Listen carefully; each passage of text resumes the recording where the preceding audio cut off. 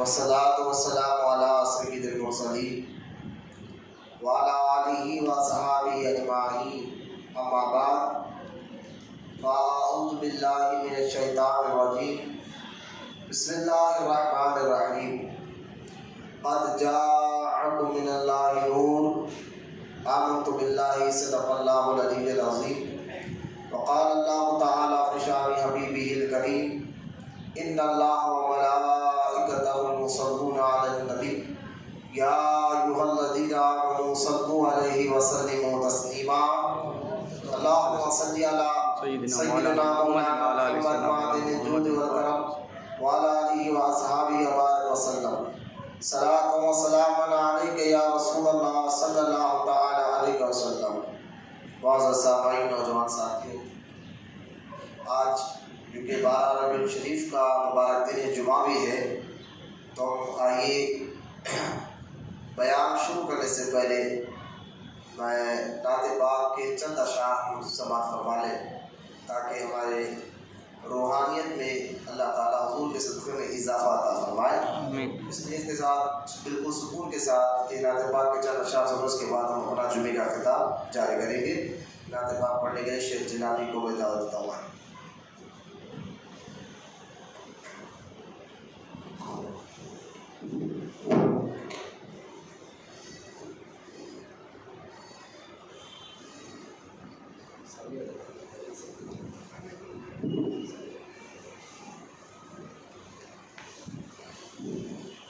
السلام علیکم ورحمۃ اللہ وبرکاتہ. صلی اللہ علیہ یا رسول اللہ وسلم علیکہ یا حبیب اللہ. مل کے پڑھیے سب. صلی اللہ علیہ یا رسول وسلم علیکہ یا حبیب اللہ. سارے پڑھو درود اج سرکار آ گئے. سارے پڑھو درود اج سرکار آ گئے. سارے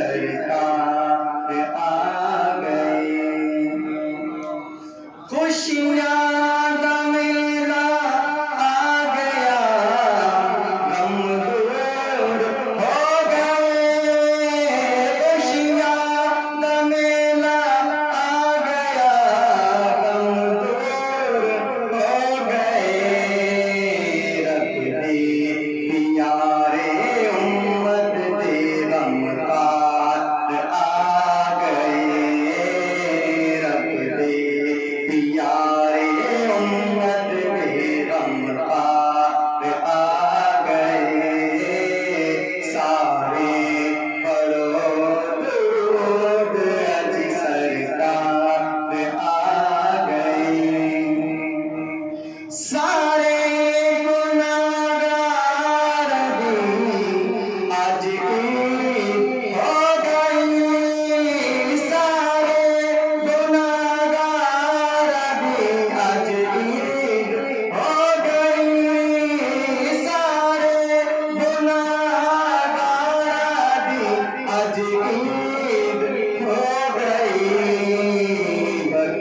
بخشش دلاون دو جگ کے مختار آ گئے، بخشش دلاون دو جگ کے مختار آ گئے، سارے پڑھو درود اج سرکار آ گئے، بھر لو کرم نال جھولیاں، بھر لو کرم نال جھولیاں، بھر لو کرم نال جھولیاں، بھر لو کرم نال جھولیاں، بھر لو کرم نال جھولیاں، بھر لو کرم نال جھولیاں، بھر لو کرم نال جھولیاں، بھر لو کرم نال جھولیاں، بھر لو کرم نال جھولیاں، آ جاؤ مانگتے ہو، بھر لو کرم نال جھولیاں، آ جاؤ مانگتے ہو، رحمت لٹاون مالک مختار آ گئے، رحمت لٹاون مالک مختار آ گئے، سارے پڑھو درود اج سرکار آ گئے، سحر کا وقت تھا معصوم کلیاں مسکراتی تھی، ہوائیں غیر مقدم کے ترانے گنگناتی تھی،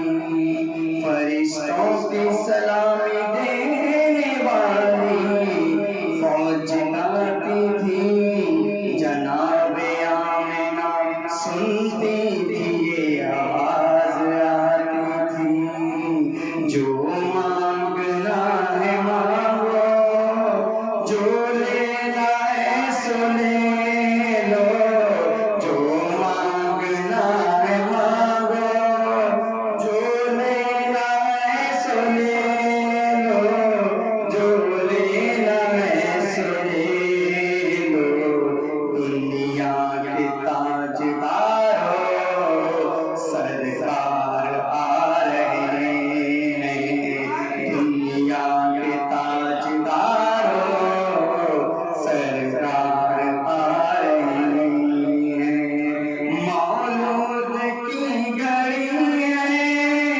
چلو آمنہ کے گھر پر، مولود کی گھڑی ہے چلو آمنہ کے گھر پر، چلو آمنہ کے گھر پر، اے خلد کی بہارو میرے سرکار آ رہے ہیں، اے خلد کی بہارو ہمارے سرکار آ رہے ہیں، اے خلد کی بہارو سب کے سرکار آ رہے ہیں، سارے پڑھو درود اج سرکار آ گئے، دنیا دے دو جہان دے سرکار آ گئے،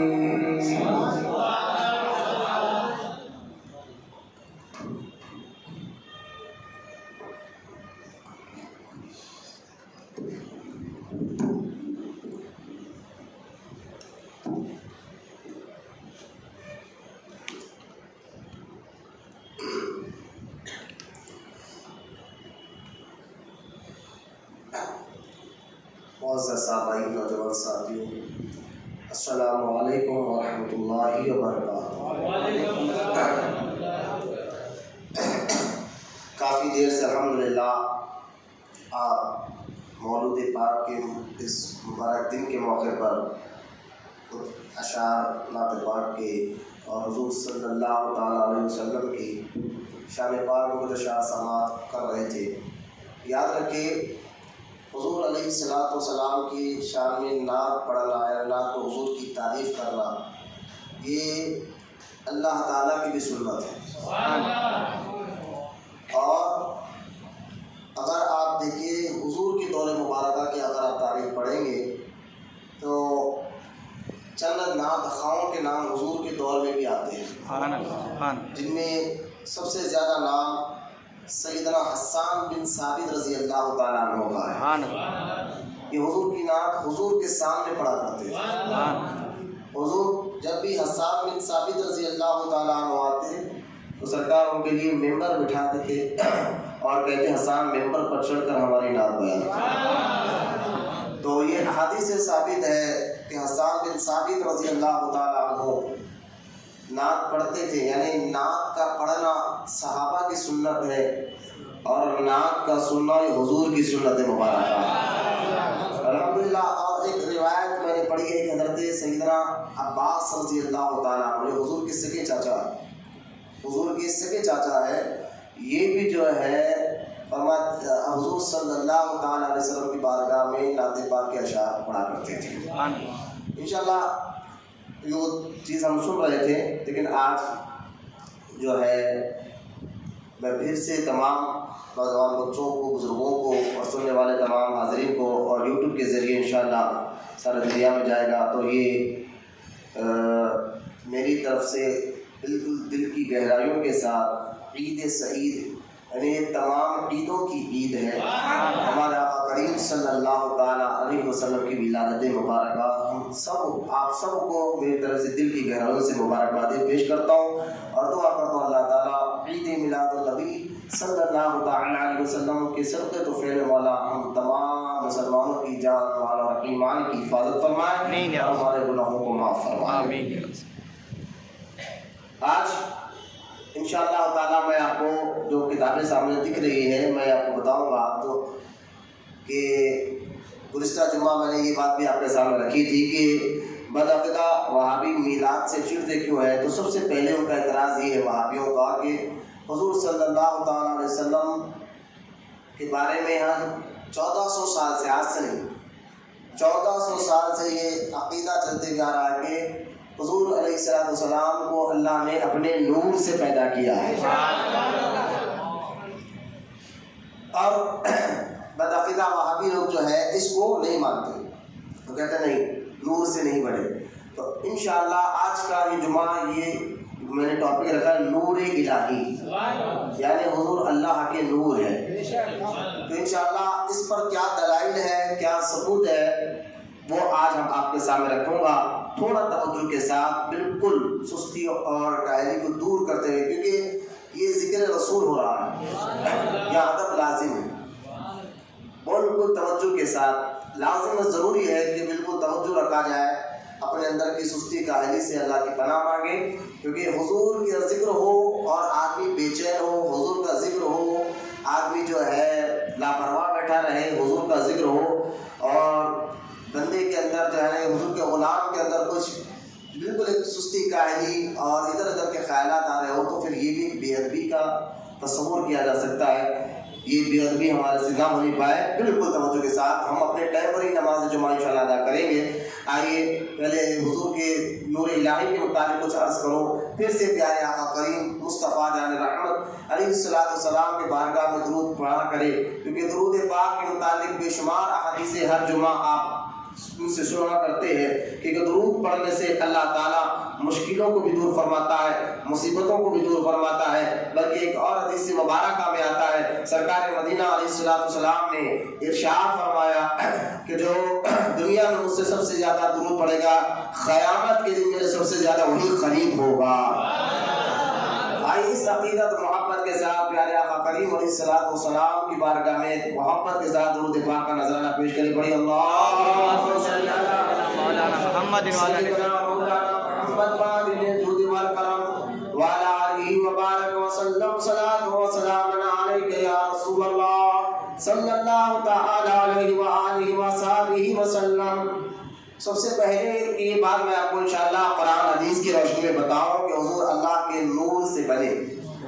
اس سے پہلے ایک اور بات آپ کے سامنے میں کرنا چاہتا ہوں کہ آج کچھ دن سے یعنی 8 یا 10 دن سے ایک سوشل میڈیا کے ذریعے اور ایک بدبخت آدمی جو انگلش کنٹری کا صدر ہے، جو پی ایم کہا جاتا ہے، جس کو فرانس کہتے ہیں، فرانس کے صدر نے ایک بہت بڑی گستاخی کا عنصر یعنی ذریعہ پیدا کیا ہے ہمارے آقا کریم علیہ السلام کی شان میں، اور دنیا بھر سے سارے مسلمان اس کے خلاف کافی بلند احتجاج کر رہے ہیں۔ آج بھی میں نے دیکھا میلاد النبی کے موقع پر بھی دامپلی جیسے علاقے میں بھی اس کی فوٹو پر چپلیں مارے گئی، یقیناً اس کسی کے حقدار ہے۔ ہمارا اختیار تو نہیں ہے اس کا گریبان پکڑ سکے، کیونکہ وہ ایک ملک کا صدر ہے، پی ایم ہے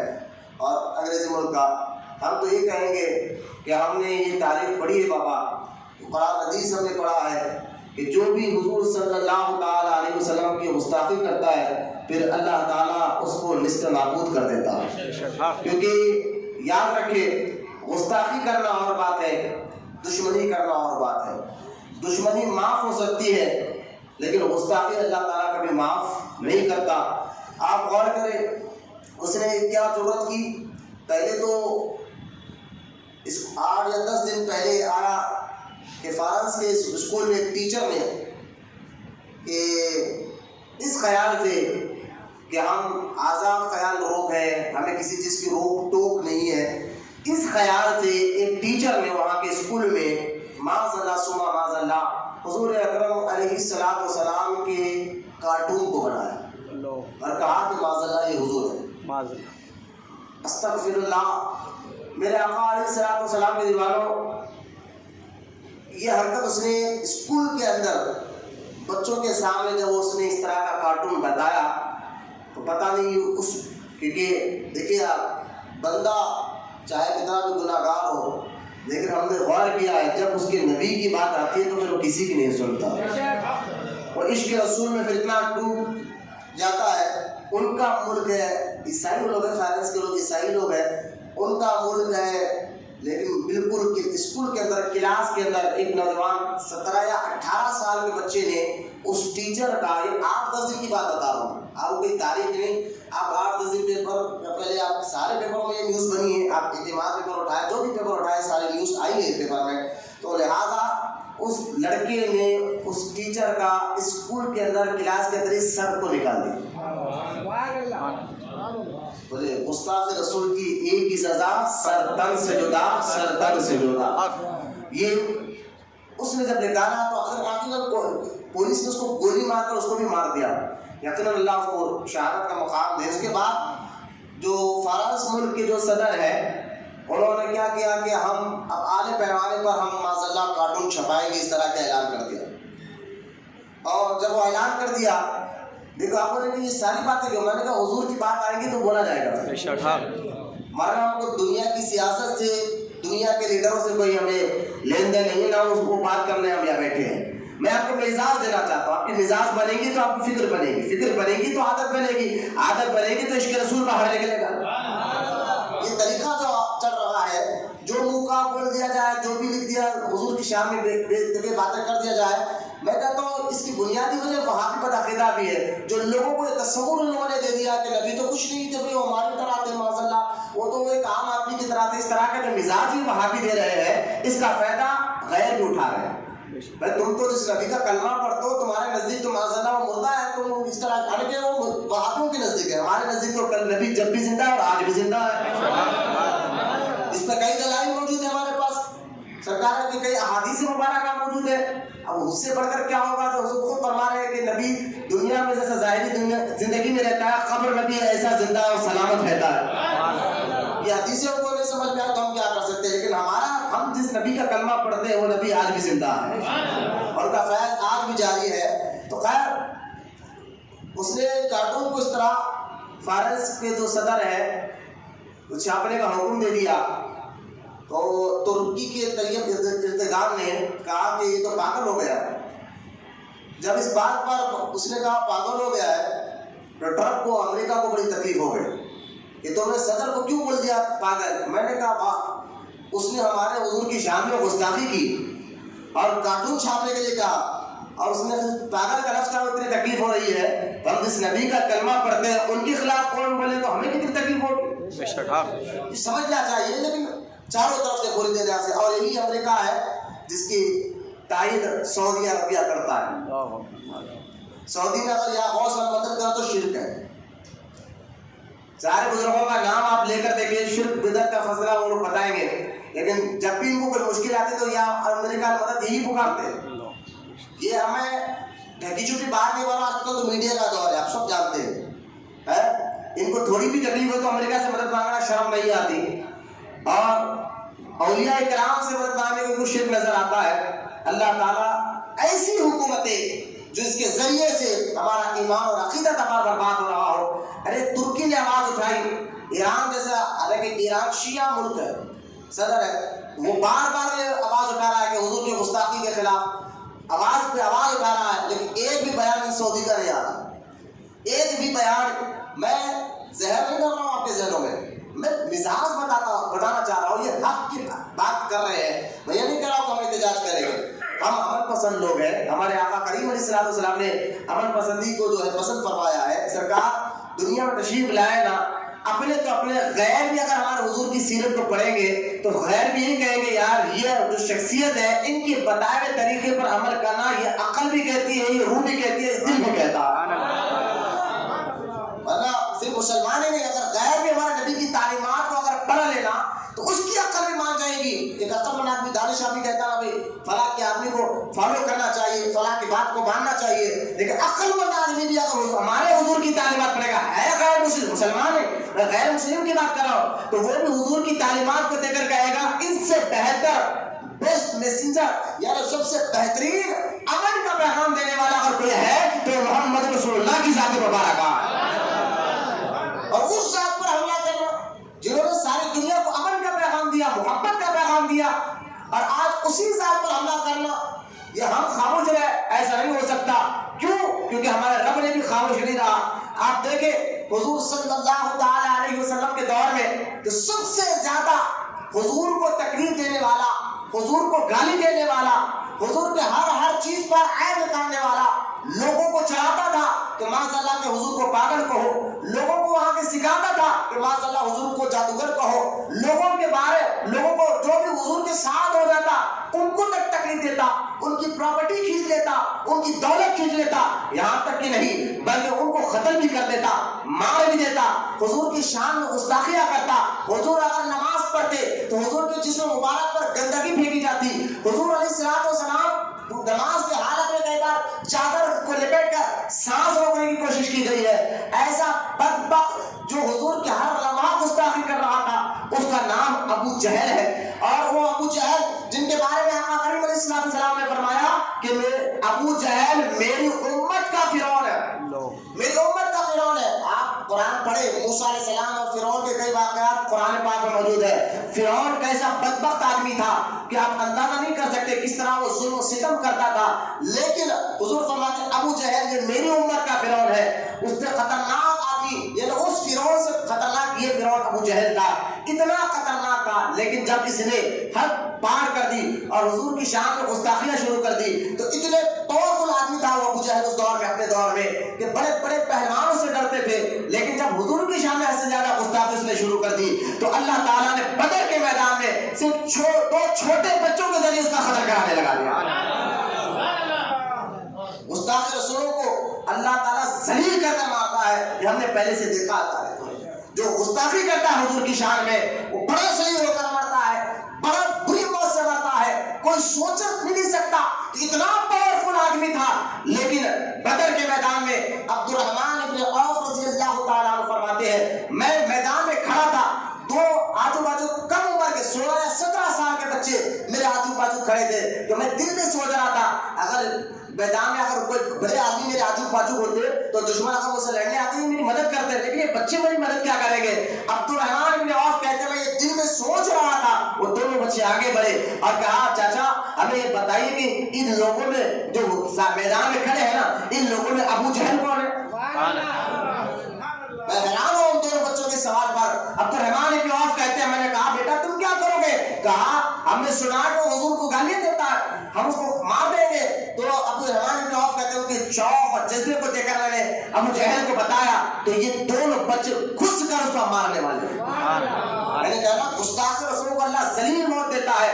آپ دیکھیں عتبہ ابو لہب کا بیٹا عتبہ اور شیبہ کے بارے میں آتا ہے کہ جب حضور کی شان میں اس نے گستاخیاں حد سے زیادہ کر دی، حد پار اس نے کر دی، تو لہٰذا سرکار مدینہ علیہ السلام مکہ میں رہ کر دعائیں ضرر کرتے ہیں. سرکار دعائیں ضرر کرتے، ضرر بدعا نہیں ہوتی حضور کی، حضور دعائیں ضرر کرتے ہیں کہ اے اللہ یہ عتبہ حد سے زیادہ گستاخی کر رہا ہے، میں چاہتا ہوں مولا تیرے کتوں میں سے کتا اس پر مسلط کر دے. یہ دعا سرکار کی ضرر ہوئی. اور ابو لہب کافر ہے، ابو لہب جو ہے حضور کا دشمن ہے، اس کا بیٹا عتبہ ہے. باپ نے دیکھا کہ حضور نے یہ دعا کر دی ہے تو باپ ڈر گیا. تھا دشمن، تھا کافر، لیکن جانتا تھا ان کی زبان سے جب بھی جو بات نکلی سچ نکلا ہے، جھوٹ تو ہوتا نہیں، جو نکلا وہ پورا ہو کر رہتا ہے.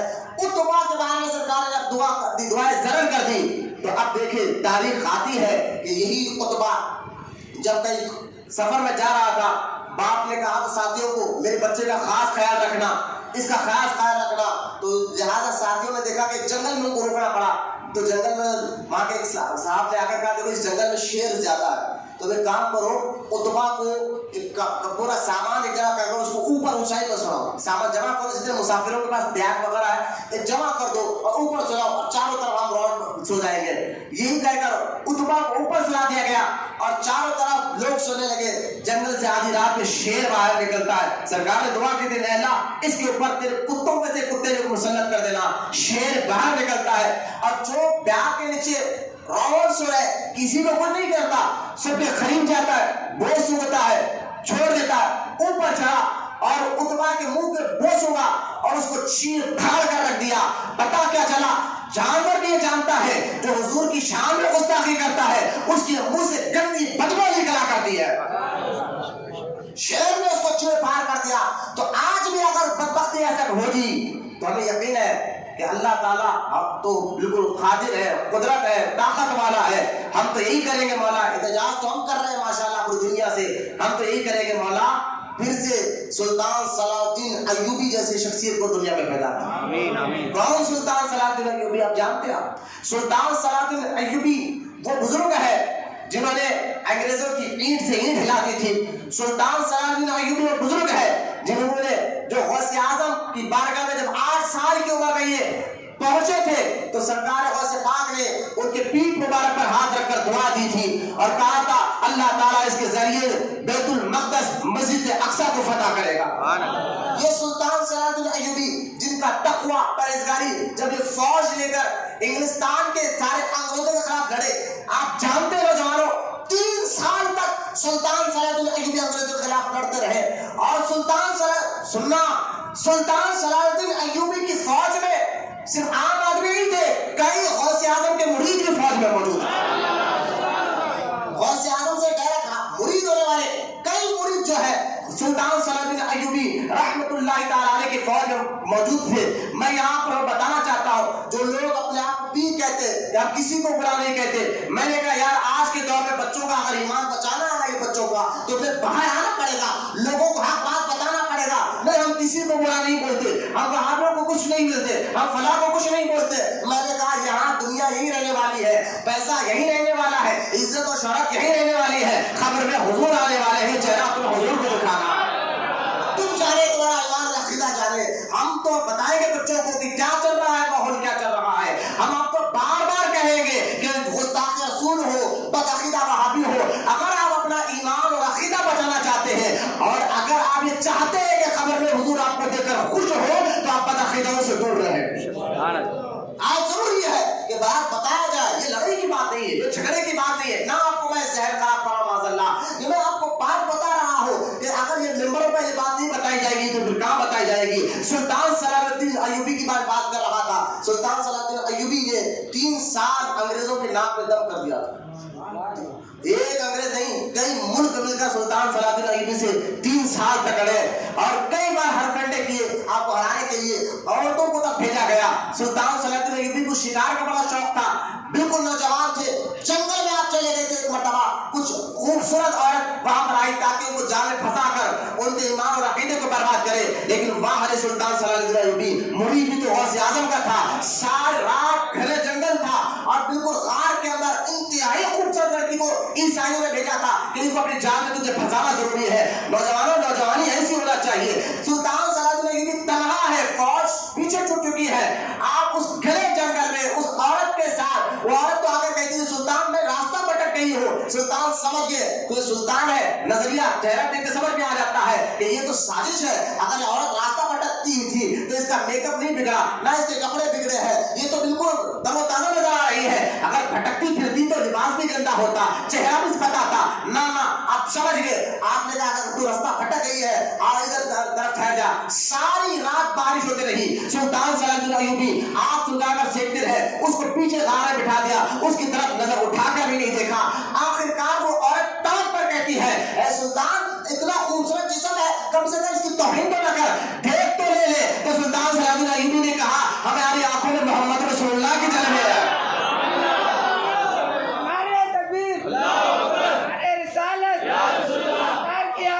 ساری رات تک سلطان صلی اللہ علیہ وسلم نے دیکھا نہیں، تو جس کا ایمان اور عقیدہ نوجوان ایسے ہو، یہی سلطان صلی اللہ علیہ وسلم کے دور میں جب انگریزوں میں ان سے جب جنگ چل رہی تھی، ایک انگلستان کا بدبخت آدمی نے حضور کی شان میں گستاخی کر دی۔ سلطان صلی اللہ علیہ وسلم کو صبر نہیں ہوا، جب آپ کو معلوم ہوا کہ فلاں آدمی نے دیکھے ایسے سلطان کو اللہ ہماری دنیا میں پھر سے پیدا کرے، جب معلوم ہوا کہ ایسا معاملہ ہوا ہے، فلاں انگلستان کے جو ہے راجہ نے حضور کی شان میں گستاخی کر دی ہے، تو سلطان صلی اللہ علیہ وسلم نے دعا کی ہے اللہ جب تک اس کا سر تن سجدہ نہیں کرو گا، جب تک سر تن سجدہ نہیں کرو گا اس وقت تک یہ بندہ پیٹ لگا کر سوئے گا بھی نہیں۔ بولو سبحان اللہ۔ سلطان حکمران ایسے ہونا چاہیے تھا۔ اگر آج ہمارے حکمران 52 سے زیادہ ممالک مسلم ممالک ہے ہمارے، لیکن آج جو آئے بائے شائے کر کر حضور کی شان میں گستاخی کرتا ہے، کوئی ملک آواز اٹھانے کو تیار نہیں ہے۔ 52 سے زیادہ ملک سارے مسلم ممالک میں حضور کی شان میں گستاخی ہو رہی ہے، اور فیروز جیسا بدبخت صدر پھر رہا ہے۔ خیر سلطان صلاح الدین ایوبی نے جب انگلستان کے راجا کو پکڑا 40 دن تک اس نے کبھی ٹیکا لگا کر سویا نہیں۔ روایت میں آتا ہے اگر اس کو نیند بھی آتی تو تھوڑا سا دیوار کو ٹیکا لے کر 1 سیکنڈ کے لیے آنکھ بند کرتا، لیکن اسے پیٹھ کو زمین پر لگایا نہیں، اور جب 40 دن پکڑا سارے انگریز کو جو فوج پکڑ گئی تھی سامنے کھڑا کرا تو اس نے کہا انگریزوں نے سلطان تمہارا مذہب تو معاف کرتا ہے، رحم دل ہے، ہمیں معاف کر دیجئے، ہم تمہاری بات سنیں گے۔ سلطان نے کہا تم کو سب کو تو معاف کروں گا لیکن اس کو معاف نہیں کروں گا، یہ میرے سرکار کا گستاخ ہے، یہ کہہ کر اس کو کھینچا اور اس کا سر تن سے جدا کر دیا۔ اللہ اس سلطان کو پھر سے اگر دنیا میں پیدا کرے تو پتا چلے گا اس صدروں کو جو آج جو چاہے منہ بک رہے ہیں۔ اور میں یہ چاہتا ہوں مسلمانوں، آج بدعقیدہ وہابی جو بھی حرکتیں کر رہے ہیں، میں بار بار کہہ رہا ہوں یہ ذہن میں فکر کس لیے کام کر رہی ہے؟ بندہ، میں ایک بات سن لیجیے، بندہ جو سوچتا ہے اس کی سوچ ہی عادت بنتی ہے، سوچ ہی عادت بن کر باہر نکلتی ہے۔ آپ لاجک سمجھیں اس فکر کو، آپ جو سوچتے ہیں وہی سوچ آپ کی عادت بن کر باہر نکلتی ہے۔ آپ کہیں گے مولانا مطلب کیا ہے؟ مطلب آپ دیکھیں اگر آپ کو صبح اٹھنا جلدی ہے تو آپ نے رات میں سوچ لیا میں اتنے ٹائم پر اٹھوں گا، یہ کام کروں گا، تو آپ کو صبح ارجنٹ جانا ہے، رات میں آپ نے سوچ لیا تو صبح وہی ٹائم پر اٹھتے ہیں، وہی ٹائم پر کھاتے اور پیتے باہر چلے جاتے ہیں۔ میں نے کہا پہلے سوچا اور سوچ ہی عادت بن کر نکلی، تو سوچ جتنی گھٹیا، جیسا وہابیوں کی سوچ ہے کہ میلاد کیا ہے، وہابیوں کی سوچ ہے میلاد کچھ نہیں ہے، وہابیوں کی سوچ ہے میلاد منانا کشن اور کنہیا کے جو ہے برتھڈے منانے کے برابر۔ کتابوں میں لکھا ہے، یہ کتاب آج بھی چھپ رہی ہے، اور اپنے آپ کو بولنے لکھنے والے چہرے پہ داڑھی مسلمان کہنے والے، اور یہ باتیں آج بھی لکھ رہے ہیں کہ شیطان کے پاس معاذ اللہ علم زیادہ ہے، حضور کے پاس علم کم ہے۔ اس طرح کی سوچ دی جا رہی ہے بچوں کو آج کے۔ آج وہابیوں سے دور رہنے کا مطلب آپ کو جب بولا جاتا ہے، بعض لوگ کہتے ہیں یار چھوڑو سنی وہابی کے جھگڑے، آپ نے یہ کیا کر دیا؟ میں یہ فاتحہ درود کے جھگڑے، میں بار بار کہتا ہوں یہ فاتحہ اور درود کے جھگڑے نہیں ہے، یہ حضور کی شان میں گستاخی کر رہے ہیں، اور آپ کو بتایا جا رہا ہے گستاخوں سے دور رہے، کیونکہ جو نبی کا نہیں وہ ہمارا۔ یہ مزاج بناؤ، یہ سوچ بناؤ، آپ کی یہ فکر بناؤ، آپ کی۔ آپ دنیا میں کب تک رہو گے؟ 50 سال، 60 سال، 70 سال؟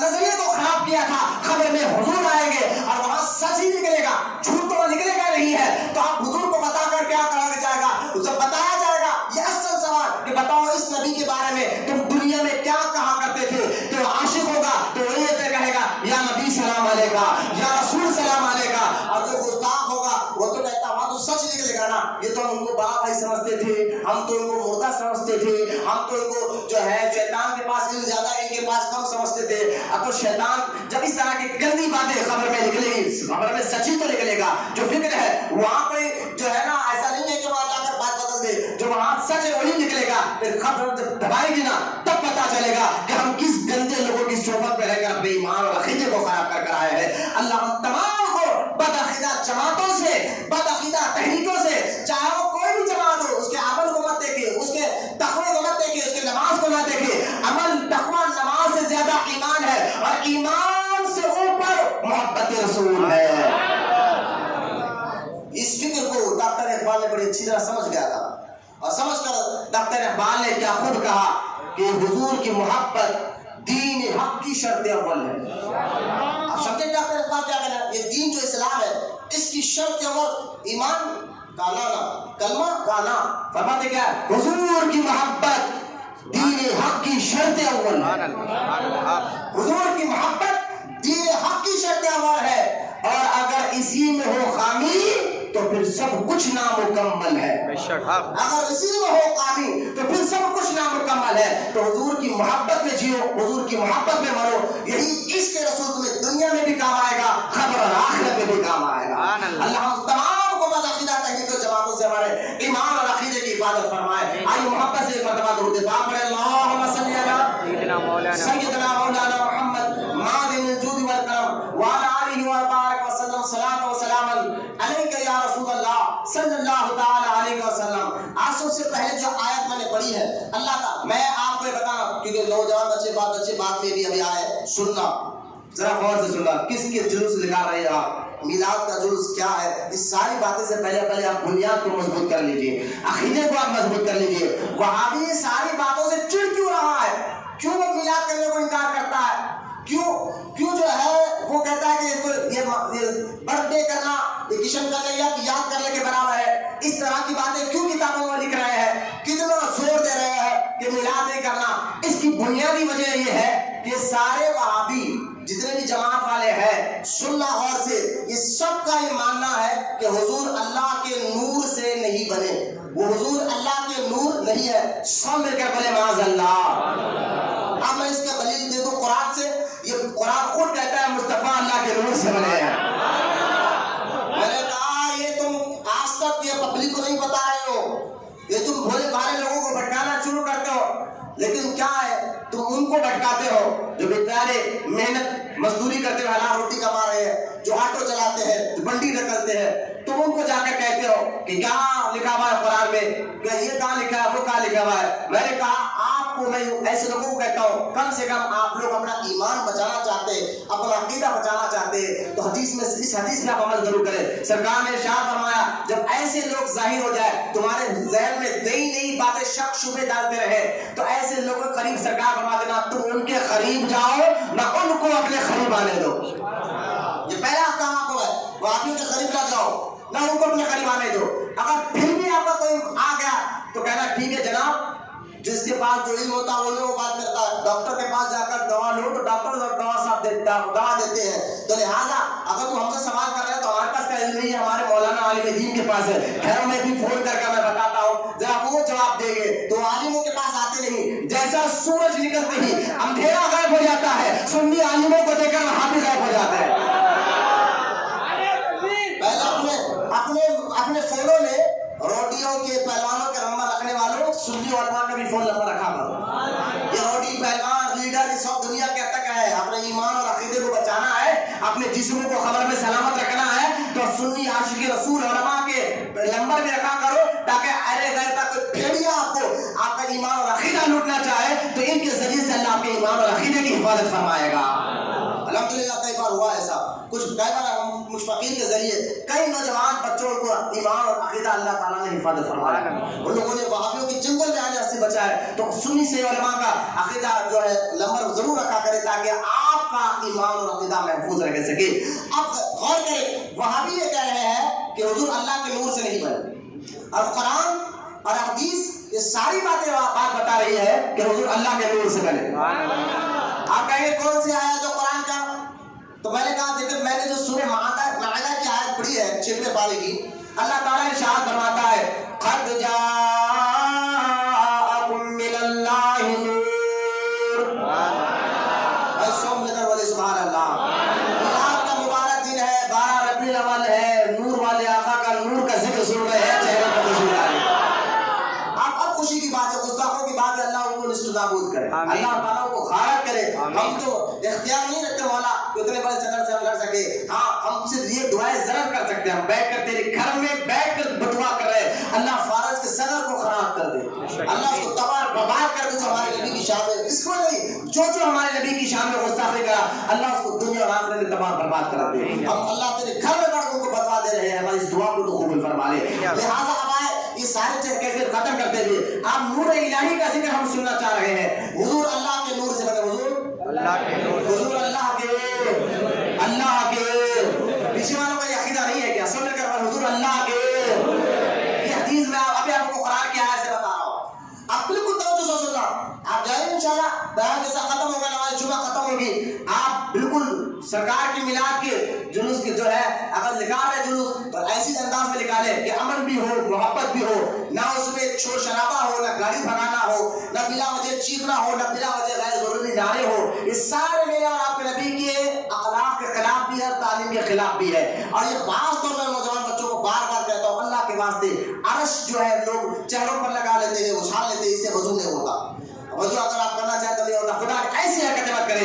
حضور کے نام کا میلاد کا ذکر ہے, ادب لازم ہے, تعظیم لازم ہے, محبت لازم ہے. جتنی تعظیم کرو گے, جتنا ادب کرو گے, انشاءاللہ اللہ تعالیٰ حضور کے صدقے میں تیری مشکلوں کو دور فرما دے گا. لہٰذا گاڑیاں بگاتے, چیخا پاتے, یہ بے ادبی نہ کرے. حضور کے کس کے نام کا ذکر کر رہے ہیں؟ ہوش میں ہو, کس کے نام کا ذکر کر رہے ہو؟ تم گاڑی بھگا کر کیا ثابت کرنا چاہتے ہو؟ تم غیر ضروری نعرے لگا کر کیا ثابت کرنا چاہتے ہو؟ ورنہ یاد رکھے اللہ گناہوں کو معاف کر سکتا ہے, حضور کی بے ادبی کو معاف نہیں کرتا. یہ آپ کی مرضی ہے, سوچنا آپ کا کام ہے. اللہ ہم سب کو سمجھنے کی توفیق عطا فرمائے. حضور اللہ کے نور سے بنے. اس پر میں پہلی آیت, ایک آیت میں آپ کو ثبوت دے رہا ہوں, اور بھی دو قرآن میں اور بھی آیات ہے. بولو سبحان اللہ. پتا کیا چلا, قرآن میں صرف نماز, روزہ, حج, زکات نہیں بھائی, قرآن میں اللہ تعالیٰ ہر چیز کا جواب رکھا ہے. یہ آپ کو بتایا نہیں جا رہا ہے. قرآن میں نماز ہے, روزہ ہے, حج, زکات ہے. میں نے کہا قرآن میں انبیاء کا ذکر بھی ہے, اولیاء کا بھی ذکر ہے. بولے ہاں ہے, قرآن میں نبیوں کا ذکر. میں نے کہا کب بولے گا؟ ذکر ہے نا قرآن میں. بولے ہاں. تو قرآن لوگوں کو سمجھانا چاہتا. بولے ہاں. قرآن میں ذکر ہے نبیوں کا. بولے ہاں. عیسیٰ علیہ السلام کی دعا کا ذکر قرآن میں ہے کہ میں اس دن پہ سلامت ہے جس دن میں پیدا ہوا. بولے ہائے. یحییٰ علیہ السلام کا قرآن میں ذکر ہے کہ یحییٰ علیہ السلام کی دعا کا اللہ قرآن میں ذکر کر رہا ہے, اس دن میرے پر سلامتی ہو جس دن میں پیدا ہوا. اب یہ بتا, عیسیٰ علیہ السلام اور یحییٰ علیہ السلام جتنے نبی ہو سارے نبیوں سے اعلیٰ. جب چھوٹے نبیوں کا ذکر آ گیا ولادت کا, تو بڑے نبی کا ذکر ولادت کیسے شرک کا حرام ہو سکتا ہے؟ اچھا سنو, میلاد اگر کوئی آپ پہ بیوقوف بات بچوں کو چاہتے ہیں لگا آ کر کہ میلاد کرنا شرک ہے, شرک ہے, آپ سنیں گے حیران ہو گئے. جب ان سے پوچھو بھائی شرک کا مطلب کیا, تو ان کو کچھ بھی نہیں معلوم ہوتا. ان کو وہی رٹا دیا گیا, طوطے کو رٹا دیتے ہیں, ویسا رٹا دیتے. شرک, حرام, بدعت, یہ تین چیزیں سمجھایا جائے. شرک, حرام, بدعت. اب کئی بار ایسا ہوا ہے شرک ہے میلاد کرنا, شرک ہے, شرک ہے. ایک صاحب بڑے سے ہمارے کا بلا کے بولے بھائی بتائے شرک کہتے ہیں کس کو ہے؟ بولے نہیں معلوم. اچھا چلو ٹھیک ہے, میلاد کا مطلب کیا ہے؟ بولے کہ میلاد کا مطلب ہے پیدا ہونا. سبحان اللہ. میلاد کا مطلب کیا ہے؟ پیدا ہونا. میں نے کہا دیکھو اللہ تعالیٰ لم یلد ولم یولد ہے. سورہ اخلاص میں پڑھتے کیا پڑھتے؟ لم یلد ولم یولد. وہ پیدا ہونے سے پاک, وہ پیدا کرنے سے نہیں پاک, اور پیدا ہونے سے نہیں پاک ہے. تو جو پیدا ہو جائے وہ خدا نہیں. بولے سبحان اللہ. جو پیدا ہو جائے وہ خدا نہیں. بے شک سبحان اللہ. تو لہذا میلاد کر کر ہم کہہ رہے ہیں نبی پیدا ہوئے. تو شرک نہیں, شرک کو ختم کر رہا ہے. تو جو پیدا ہو جائے وہ خدا نہیں, اور جو خدا ہو پیدا نہیں ہوتا. شرک کہاں سے ہوا؟ لہذا میلاد کرنا شرک نہیں بلکہ شرک کی جڑوں کو ختم کر دیتا ہے کہ جو نبی اشارے سے چاند کے دو ٹکڑے کر دے، جو نبی ڈوبے ہوئے سورج کو بیٹھا لے، جو نبی کو جو ہے جھاڑ کو بلا لے، جو نبی کو دیکھ کر اونٹ سجدہ کرے، بکرے سجدہ کرے، جو نبی کو دیکھ کر کعبہ بھی سجدہ کرے، اس نبی کا میلاد منا کر ہم لوگوں کو بناتے ہیں۔ لوگوں وہ عیسائی ہے جو عیسیٰ علیہ السلام کے چند معجزوں کو دیکھ کر انہوں نے کہا کہ خدا ہے، خدا ہے، ہم محمد رسول اللہ کے غلام ہیں۔ عیسیٰ سے زیادہ ہمارے نبی کے معجزے ہیں، تو ہم نے ان معجزوں کو دیکھا اور دیکھ کر بھی میلاد کر کے بتاتے ہیں کہ ہمارا نبی خدا نہیں، خدا کا محبوب ہے، محبوب ہے۔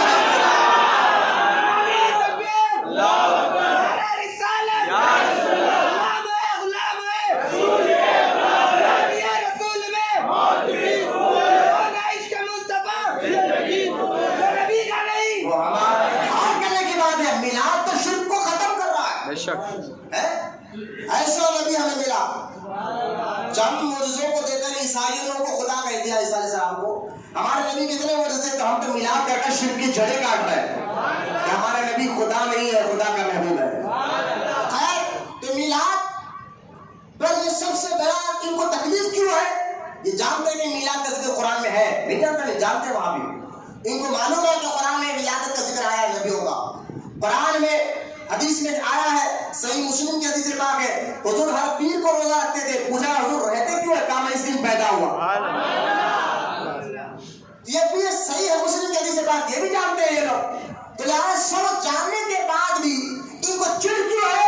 چڑ صرف اس لیے ہے کہ یہ حضور کو اول نہیں مانتے اور یہ نہیں کہتے، یہ کہتے ہیں کہ حضور اللہ کے نور سے نہیں بنے۔ آیت پہلے آیت کا جواب سن لیجئے، سورہ مائدہ میں اللہ تعالیٰ ارشاد فرماتا ہے قد جاءکم من اللہ نور، بے شک اللہ کی جانب سے تمہارے پاس نور آیا۔ یہ قرآن کی آیت ہے، اللہ کی جانب سے تمہارے پاس نور آیا۔ کیا آیا؟ سمجھ کرو کیا آیا؟ قرآن کے سورہ مائدہ قد جاءکم من اللہ نور، اللہ کی جانب سے نور آیا۔ اور گزشتہ جمعہ میں نے ایک بات بتائی تھی، قرآن کو سمجھنا ہے تو خود سے آپ نہیں سمجھ سکتے، قرآن کی آیتوں کو سمجھنا ہے تو خود سے نہیں سمجھ سکتے۔ ارے جب ایک اسکول کے ٹیچر کے ذریعے تم اسکول کی کتابیں سمجھ سکتے ہو، بغیر ٹیچر کے آپ تو معاملی کتابیں نہیں چھپ سکتے، دنیا کی کتابیں سمجھ نہیں سکتے، تو اللہ کا کلام بغیر استاد اور بغیر پیر کے کیسے سمجھ سکتے ہیں؟ اور میں نے آپ کو یہ بھی بتایا تھا، حضرت عمر ابن خطاب رضی اللہ تعالیٰ عنہ ارشاد فرماتے ہیں سورہ بقرہ سمجھنے کے لیے مجھے 12 سال لگے ہیں۔ صحابہ کہتے ہیں ہمیں 12 سال لگے ہیں، تم کس چیز کی بولیے تو قرآن کو خود سے سمجھ سکتے ہیں۔ اور قرآن کو اگر سمجھنا ہے تو پہلے آپ قرآن کی آیت پڑھنے کے بعد اس کی تفسیر میں جانا پڑتا ہے، یہ آیت کا مطلب کیا ہے، اللہ تعالیٰ اس کا بتانے کا مقصد کیا کہنا چاہتا ہے۔ اللہ کہہ رہا ہے اللہ کی جانب سے نور آیا، تو پہلے آپ آیت میں چلے جاؤ کہ اس آیت کا معنی کیا ہے، مطلب کیا ہے، اس کو جاننے کے لیے تفسیر میں جانا پڑتا۔ اور تفسیر کہتے ہیں کس کو ہے؟ تفسیر عربی لفظ ہے، تفسیر کا مطلب ہے کھل کر بتانا۔ بولو محبت سے آسان بچے بیٹھے ہوئے سیدھے ایک ایک لفظ کھول کر بتانا۔ تفسیر کہتے ہیں اس کو ہے جو قرآن کے معنی کو کھول کر سمجھا ہے، جو قرآن کے مطلب کو کھول کر سمجھا اس کو کیا کہتے ہیں؟ تفسیر۔ کیا کہتے ہیں؟ سمجھ کر کیا کہتے ہیں؟ جو قرآن کے معنی کو کھول کر سمجھا اس کو تفسیر کہتے ہیں۔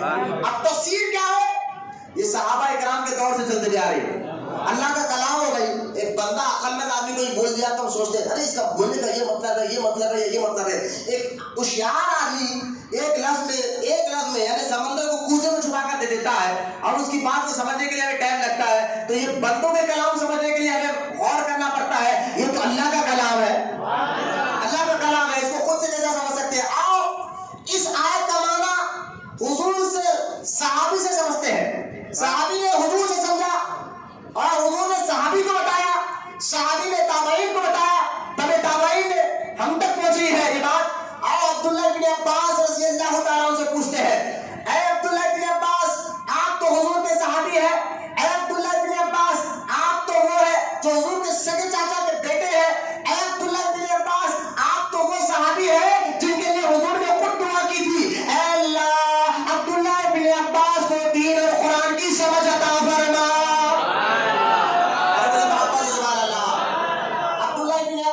جس کے لیے حضور دعا کر رہے ہو، سبحان اللہ، حضور دعا کر رہے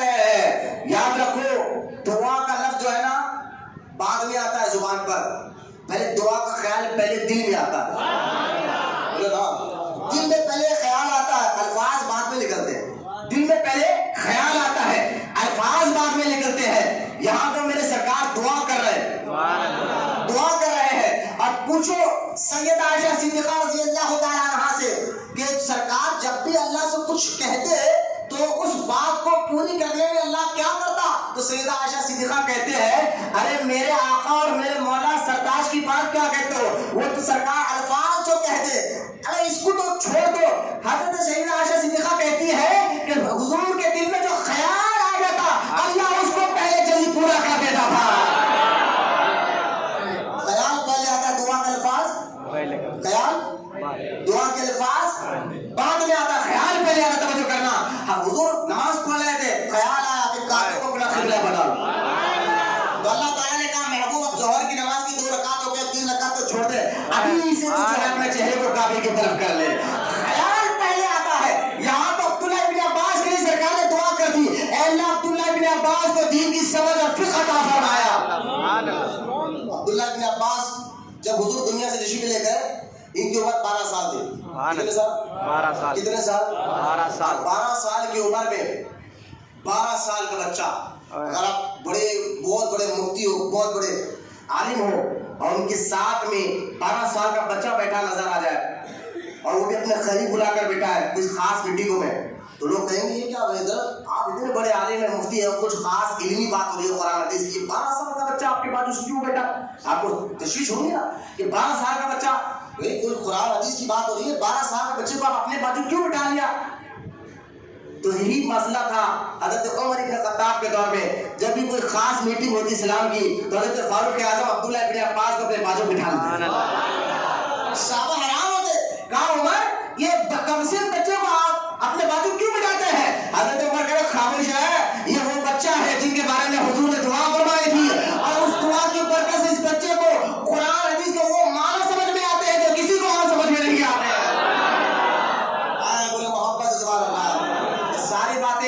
آپ کو بخاری میں ملے گی، عبداللہ بن عباس کے لیے سرکار نے دعا فرمائی تھی، اور عبداللہ بن عباس سے پوچھو، چلے آپ سمجھتے ہیں عبداللہ بن عباس کتنے بڑے صحابی ہیں؟ بولنا سبحان اللہ۔ یہ حضرت علی رضی اللہ تعالیٰ کے شاگرد بھی ہیں، حضور کے چاچا کے بیٹے بھی ہیں، مولا علی کے شاگرد بھی ہیں، حضور کو دیکھنے والے صحابی بھی ہیں، بلکہ حضور کے ساتھ ایک کم سنی کی عمر میں تہجد کی نماز پڑھا کرتے تھے۔ محبت سے سبحان اللہ، کم سن کی عمر میں، کیونکہ چاچا کے بیٹے تھے نا، گھر میں حضور کے آنا جانا زیادہ تھا، رات کے وقت حضور کے بارگاہ میں آئے تو حضرت عبداللہ ابن عباس پانی لے کے کھڑے ہو گئے، بچے پانی لے، حضور نے وضو کی، وضو کرنے کے بعد کہا عبداللہ چلو آپ میرے ساتھ نماز پڑھو، نماز تہجد حضور پڑھ رہے، بازو کھڑا، عبداللہ ابن عباس پیچھے ہٹ گئے، پھر سرکار کھینچ کر بازو کھڑا، پھر پیچھے ہٹ گئے، پھر کھینچ کر بازو کھڑا، پھر پیچھے ہٹ گئے، 3 بار ایسا کرنے کے بعد سرکار نماز ختم کرنے کے بعد کہا عبداللہ بار بار بازو کھڑا تو پیچھے کیوں ہٹتا ہے؟ کمسن ہے، ایمان و عقیدہ دیکھے۔ عبداللہ ابن عباس کہتے ہیں یا رسول اللہ میری اوقات کیا ہے کہ میں آپ کے برابر کھڑا ہوں؟ یہ ادب پسند آیا، یہ محبت پسند آئی۔ بخاری کتاب التحجد میں حدیث پاک میں آپ کو بتا رہا ہوں، جب بھی سرکار عبداللہ ابن عباس پیچھے گئے تو سرکار اس کے بعد دعا کی تھی کہ اللہ عبداللہ ابن عباس کو دین کی سمجھ عطا فرما۔ آؤ عبداللہ ابن عباس کی میرے پاس ایک کتاب ہے تفسیر ابن عباس، سبحان اللہ، جب بھی قرآن کرتی تھی عبداللہ ابن عباس وہ آیت کا معنی حضور سے پوچھتے تھے اور لکھ لیتے تھے۔ اس سے پڑھ کر کیا ہونا یار، اس سے پڑھ کر سب آج لوگ کہنے میں بریلی رضوی لوگوں نے سنی وہابی کا جھگڑا نکالا۔ میں نے کہا اعلیٰ حضرت رحمۃ اللہ تعالیٰ علیہ کوئی جھگڑے کی بات نہیں کرتے تھے، جو 1400 سال سے مسلمانوں کی جو بات تھی وہی بات کو اعلیٰ حضرت نے بتایا تھا۔ عقیدہ تھوڑا آج کے پڑے ہے۔ عبداللہ ابن عباس رضی اللہ تعالیٰ عنہ آپ فرماتے ہیں، یہ تفسیر ابن عباس میرے پاس ہے، جب آپ سے پوچھا گیا حضور اب یہ بتائیے اللہ تعالیٰ قرآن میں جو کہہ رہا ہے قد جاءکم من اللہ نور، اللہ تعالیٰ کی جانب سے نور آیا، محبت سبحان اللہ، اللہ کی جانب سے نور آیا، تو آپ بتائیے اس نور کا مطلب کیا ہے؟ تو قرآن کی پوری آیت سن لیجیے، قد جاءکم من اللہ نور وکتاب مبین، اللہ تعالیٰ کی جانب سے، قد کہتے ہیں تحقیق، اللہ کی جانب سے تمہارے پاس نور آیا اور روشن کتاب آئی۔ جب پوچھا عبداللہ بن عباس سے یہ اللہ کی جانب سے نور آیا اور روشن کتاب آئی، روشن کتاب تو بات سمجھ میں آ گئی، کتاب سے مراد قرآن ہے، کتاب سے مراد کیا ہے؟ قرآن ہے، لیکن نور کیا ہے؟ تو آپ حضرت عبداللہ بن عباس کہتے ہیں یعنی اس کا مطلب رسول اللہ صلی اللہ تعالی علیہ وسلم ہے۔ تفسیر ابن عباس سے میں نے کہا نا، میں دوسرا جمعہ کہا تھا ایک بات کہ وہابیوں اگر تمہیں اعتراض ہے حضور کی میراث پر اور تم اگر یہ کہتے ہو حضور اللہ کے نور سے نہیں بنے، میں نے کہا ہم سنیوں کے پاس اتنے ثبوت ہے، ان ثبوتوں کے نیچے تم کو زندہ دفن کر سکتے ہیں۔ یہ ہمارا عقیدہ جو ہے نا صحابہ والا عقیدہ ہے، عرب والا عقیدہ ہے۔ یہ عشق ہندوستان بھائی، انڈیا پاکستان والے نے درگاہوں میں گنبد بنائی ہے، عشق کے نئے نئے طریقے نکالے ہیں۔ ہم نے کہا ایسا مت کہو، یہ عشق عرب سے بھی چل کر آیا ہے، جو ہمیں بتا رہے ہیں کہ حضور تمہاری طرح نہیں اور تم حضور کی طرح نہیں ہے۔ صحابہ کا عشق ہے جو حضور سے اتنی محبت کرتے تھے اور حضور صلی اللہ علیہ وسلم کا اتنا ادب کرتے تھے۔ ارے تم حضور کو بتا رہے ہو وہ تو بڑے بھائی کی طرح تھے، تم حضور کے بارے میں کہتے ہو وہ تو ماشاء اللہ ایک عام آدمی کی طرح تھے، تم حضور کو کیا سمجھا رہے ہو؟ اور صحابہ کیا سمجھتے تھے؟ ارے حضور کو کیا سمجھتے تھے؟ اٹھاؤ بخاری شریف کتاب الوضو کا باب اٹھا کر دیکھو، حضور وضو صحابہ وضو کے پانی کو کیے میں نہیں لیا کرتے تھے، کلی کر رہے ہاتھ میں صحابہ لیتے چہرے کو کر لیتے تھوکتے سرکار صحابہ ہاتھ میں۔ میں نے کہا حضور تو آئے تھے دین سکھانے کے لیے، صحابہ اگر ایسا عمل کرتے حضور روکتے نا یہ کیا کر رہے ہو، میں تھوک رہا ہوں تو تھوک کو نیچے کرنے دو، نا صحابہ بھی سمجھ گئے یہ میرے سرکار ہے، جیسے میرے سرکار ہے ایسا۔ یہ عشق عرب سے ہی چل کر آیا، نہ گھبرائیے، یہ عشق عرب سے ہی چل کر آیا ہے۔ اب دیکھیے آپ حضرت عبداللہ بن عباس کہتے ہیں یا نور جو اللہ کہہ رہا ہے، اللہ کی طرف سے نور آیا، یہ حضور ہے۔ صحابہ کا عقیدہ کیا ہے؟ حضور اللہ کے اور حضور اللہ کے ایک صحابی اور سارے صحابی جنتی ہے۔ آپ بولے محبت سے سبحان اللہ۔ قرآن میں اللہ کہتا ہے وَكُلًّا، اے میرے محبوب یہ تیرے تمام صحابہ جنتی ہے، اور جنتوں کا یہ عقیدہ ہے کہ حضور اللہ کے نور سے بنے۔ جنتیوں کا یہ عقیدہ حضور اللہ کے نور سے بنے۔ تفسیر ابن عباس، یہ صحابی تمام تفسیروں کی بات ہے، تفسیر ابن عباس سے میں نے آپ کو بتایا، یہی آیت کا معنی تفسیر جلالین میں بھی آتا ہے۔ محبت سے سبحان اللہ۔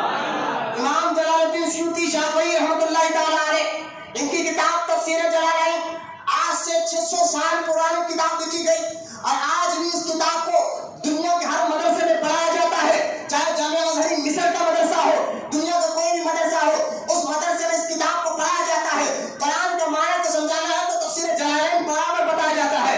امام جلال الدین سیوطی شافعی رحمۃ اللہ تعالی علیہ سے پوچھو کہ آپ بتائیے کہ یہ اللہ تعالیٰ جو قرآن میں کہتا ہے اللہ کی جانب سے نور آیا، اس کا مطلب کیا ہے، معنی کیا ہے؟ تو امام جلال الدین سیوطی شافعی جن کے بارے میں نے گزشتہ جمعہ میں بتایا تھا، یہ اتنے بڑے بزرگ ہیں، انہوں نے جاگتے ہوئے بچے کا مرتبہ حضور کو دیکھا ہے۔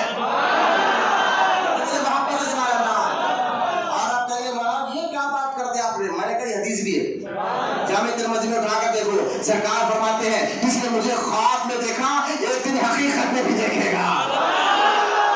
حدیث بھی ہے بابا، تم کیا سمجھتے ہو؟ یہ 1400 سال سے جو عقیدہ چلتی ہے، آج تم شرک بدعت کیسے کر رہے ہو بھائی؟ آپ ان سارے باتوں کو بولو بھائی قرآن لے ہم آپ کو بتائیں گے قرآن۔ میں نے کہا ٹھیک ہے بتا، ہم آپ کو معنی سمجھائیں گے۔ پہلے یہ بتا اسلام آ کر کتنے سال ہوا؟ بولے 1400 سال ہوا۔ 1400 سال میں آج تک تو ہی سمجھا قرآن کو یا تجھ سے پہلے بھی کچھ لوگ ہیں جو سمجھے؟ سبحان اللہ سبحان اللہ۔ انصاف کی بات آپ خود کریں۔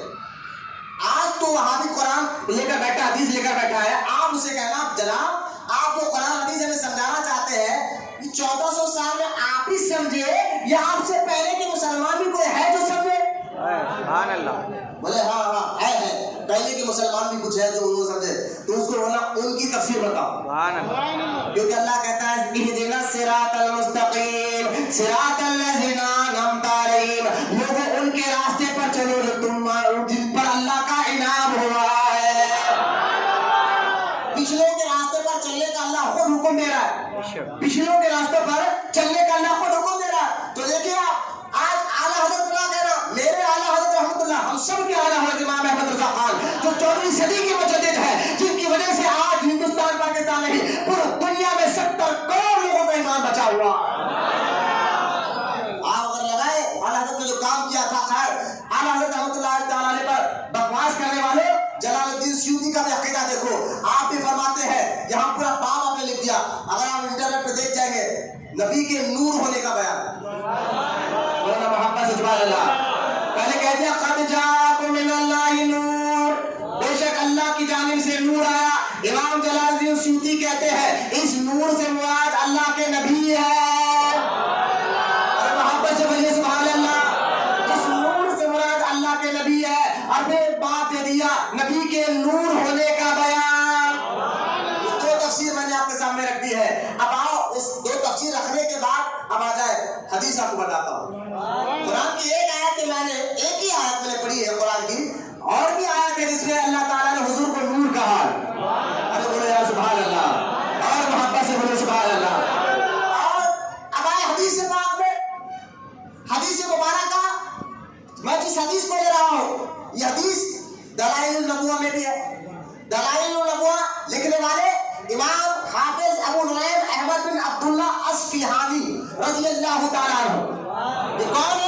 یہ ایران کے بہت بڑے بزرگ ہیں. اصفہان ایران کا ایک علاقہ ہے, اور یہ بزرگ جو ہے نا آج سے 1000 سال پرانے ہیں. بولے یار سبحان اللہ.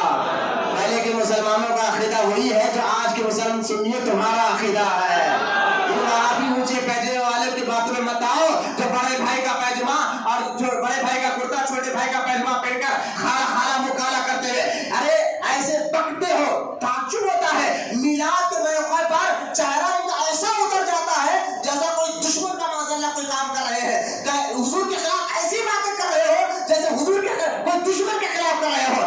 تعجب ہے تم کس کھیت کی ولی ہو, تم ہو کیا؟ تم ہمارے سامنے کچھ نہیں ہو, کیونکہ جو نبی کا نہیں وہ ہمارا. مثال دیکھو. اب دیکھیں دلائل نبوہ کتاب کا نام, یہ حدیث اس میں بھی موجود ہے.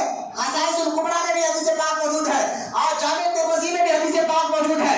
حدیث کیا ہے سن لیجئے. حدیث مبارکہ ہے حضرت جابر بن عبداللہ رضی اللہ تعالیٰ عنہ, حضور کے صحابی ہے, نام ہے سیدنا جابر. وہ حضور کی بارگاہ میں گئے اور عرض کرتے ہیں یا رسول اللہ آقا ہمیں ایک بات بتائیے. اور یہ حدیث مدارج نبوہ میں بھی موجود ہے. مدارج نبوہ کس کی کتاب ہے؟ شاہ عبد الحق محدث دہلوی. میرے پاس روم میں رکھی ہے, میں اندر لانا بھول گیا ورنہ میں بتاتا. شاہ عبد الحق محدث دہلوی رضی اللہ تعالیٰ عنہ نے اپنی کتاب میں یہ حدیث دیکھیے. پہلے آپ بتا دو شاہ عبد الحق کون ہے؟ سبحان اللہ سبحان اللہ. یار تھکو نہیں, سبحان اللہ. دیکھیے تھکنا مجھے بھی آتا ہے, آپ کو بھی آتا ہے. حضور کی محبت میں بولے سبحان اللہ. اپنے دل دماغ سب کچھ تصور میں حضور کی بارگاہ میں یوں سمجھے کہ ہم حکومت خضرا کے سائے تلے بیٹھے ہیں. اعلیٰ حضرت کہتے ہیں جان و دل ہوش و خرد سبھی تو مدینے پہنچے. میلاد کا موقع ہے, حضور کے ایسا دیکھیں حکومت خضرا کے سائے تلے میں ہم بیٹھے ہیں اور حضور کی مزار سے فیض آ رہا ہے. آتا ہے آپ جان و دل ہوش و خرد, جان و دل ہوش و خرد سب تو مدینے پہنچے. تم نہیں چلتے رضا سارا تو سامان گیا. بس تصور میں حضور کی بارگاہ میں جا رہی حدیثیں سنیں. شاہ عبد الحق محدث دہلوی رضی اللہ تعالیٰ عنہ کی کتاب مدارج نبوہ. میں نے کہا دلائل اتنے ہیں زندہ دفن کریں گے تم. سنا ہم سنی ہے, کان میں نہیں میدان میں بولنے والے آدھی ہے. شاہ عبد الحق محدث دہلوی کون ہے جن کو تم بھی جنتی کہتے ہو اور ہم بھی جنتی کہتے ہیں. سارے وہابی بھی کہتے ہیں جنتی بزرگ ہے. کیوں کہ شاہ عبد الحق محدث دہلوی جس طرح خواجہ غریب نواز کے دنیا ہندوستان آنے کے بعد پورے انڈیا میں اسلام زیادہ پھیلا گیا ہے, اسی طرح شاہ عبد الحق محدث دہلوی رضی اللہ تعالیٰ عنہ کے ہندوستان آنے کے بعد حدیث کا علم پھیلا. حدیث کا علم پھیلا ہے. ان کی کتاب مدارج نبوہ میں بھی حدیث پاک ہے. صحابہ رسول جابر بن عبداللہ نے پوچھا یا رسول اللہ, بولے محمد سبحان اللہ. آپ سمجھے نہیں. اگر آپ مجھ سے کوئی پوچھے مولانا ذرا قرآن میں یہ سوال کا جواب دیجیے, پہلے آپ کو یقین ہوگا تبھی تو مجھے پاس آئے گا نا یہ سوال کا جواب ان سے ملے گا. بولے گا سبحان اللہ. آپ جس سوال کا جواب مفتی صاحب سے کرنے آئیں گے تو آپ پر یقین تو ہوگا نا کہ بھائی یہ قرآن حدیث کا معاملہ ہے, جواب مولانا سے ہی ملے گا, جواب مفتی صاحب سے ہی ملے گا. تو پہلے تو یقینہ تو آپ کہیے گا جواب تو ہی دیں گے, ان سے ہی پتا چلے گا. صحابی کا عقیدہ دیکھیے, حضور کی بارگاہ میں آئے اور کہتے یا رسول اللہ ذرا بات بتائیے اللہ نے سب سے پہلے کس چیز کو پیدا کیا؟ محبت سے بولیے سبحان اللہ. یہ صحابہ والا عقیدہ, اللہ نے سب سے پہلے. حضور نے یہ نہیں کہا اے جابر کیا کرو, جیسا تم پیدا ہوئے ویسا میں بھی پیدا ہوا. تمہیں کیا میں کیا جانوں کہ سب سے پہلے اللہ نے کیوں پیدا کیا دیا. حضور کو ایسا کہنا چاہیے تھا. حضور نے یہ نہیں کہا. صحابہ کا عقیدہ دیکھو, یہ بھائی سوال بھی ایسا کرو, آپ کا کوئی مسئلہ ہے مولانا آپ کو پیدا ہونے سے پہلے آپ کہاں تھے, صحابہ کا عقیدہ دیکھو کہ وہ جانتے تھے اللہ کے بتانے سے رسول صلی اللہ علیہ وسلم جانتے ہیں. ابھی کوئی عقیدہ صحابہ کا تھا، یہ عقیدہ سنیوں تمہارا اور ہمارا بھی ہے. غور کرے حضرت جابر بن عبداللہ نے پوچھا حضور سب سے پہلے اللہ نے کس شے کو پیدا کیا ہے؟ تو حضرت اللہ کے رسول علیہ السلام فرماتے ہیں میرے صحابی سنا، اللہ تعالیٰ نے سب سے پہلے اپنے نور سے تیرے نبی کے نور کو پیدا کیا. کسی ماں کے چنے میں ہمت ہے تو یہ حدیث کو غلط کر کر بتائے. شاہ عبداللہ محدث دہلوی جیسا محدث اپنی کتاب مدارج النبوہ میں کتاب میں لکھ رہا ہے جس کو تم جنتی کہتے ہو، ہے ہمت تو سرکار خود کہہ رہے ہیں کہ سب سے پہلے اللہ تعالیٰ نے اپنے نور سے مجھے پیدا فرمایا ہے. اور امام ترمذی نے تو ایک اور حدیث لا کر بڑی پیاری بات کر دی فضائل النبی میں، باب میلاد النبی میں امام ترمذی نے حدیث کی کتاب باب میلاد النبی میں حدیث پاک کو نقل فرمایا ہے. سیدنا ابو ہریرہ رضی اللہ تعالیٰ عنہ سے سیدنا ابو ہریرہ رضی اللہ تعالیٰ عنہ فرماتے ہیں کہ اللہ کے رسول علیہ السلام نے ارشاد فرمایا کہ اے میرے صحابہ سنو، میں اس وقت بھی نبی تھا. اے میرے صحابہ سنو، میں اس وقت بھی نبی تھا جب آدم بنے بھی نہ تھے. سبحان اللہ. مجھے پتا پہلے تھا لہوا میاں بنا. ارے سمجھو نا بات کو، پہلے تھا لہوا میاں بنا، پہلے تھا کپڑا جھبا بنا، پہلے تھا کپڑا پیڑ بنا، پہلے تھی مٹھی آدم بنے. حضور فرماتے ہیں میں اس وقت بھی نبی تھا جب آدم بھی نہ تھے. تو کس شے سے بنے؟ تو سرکار فرماتے ہیں میں اللہ کے نور سے بنا رہا ہوں. اللہ نے اپنے نور سے مجھے پیدا کروایا، اللہ نے اپنے نور سے مجھے پیدا کیا ہے. اب یہ حدیث سننے میں ان کو جھٹکا لگا. ایک صاحب بولے نہیں یہ تو بہت بڑا آپ نے گڑبڑی کر دی. میں نے کیا کیا بھائی؟ بولے دیکھو ایک چراغ ایک جو ہے گیہوں لو، آدھا کلو اس میں سے آدھا کلو گیہوں میں سے تھوڑا نکال دو تو 1 کلو بچ جاتا ہے، 1 کلو نکال دو تو 1 کلو بچ جاتا ہے. بولے ہاں.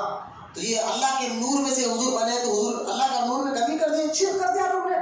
میں نے کہا معاذ اللہ، پہلے تو تم جو چاول کی تم مثال کیسی دے رہے ہو اللہ کی بارگاہ ہے.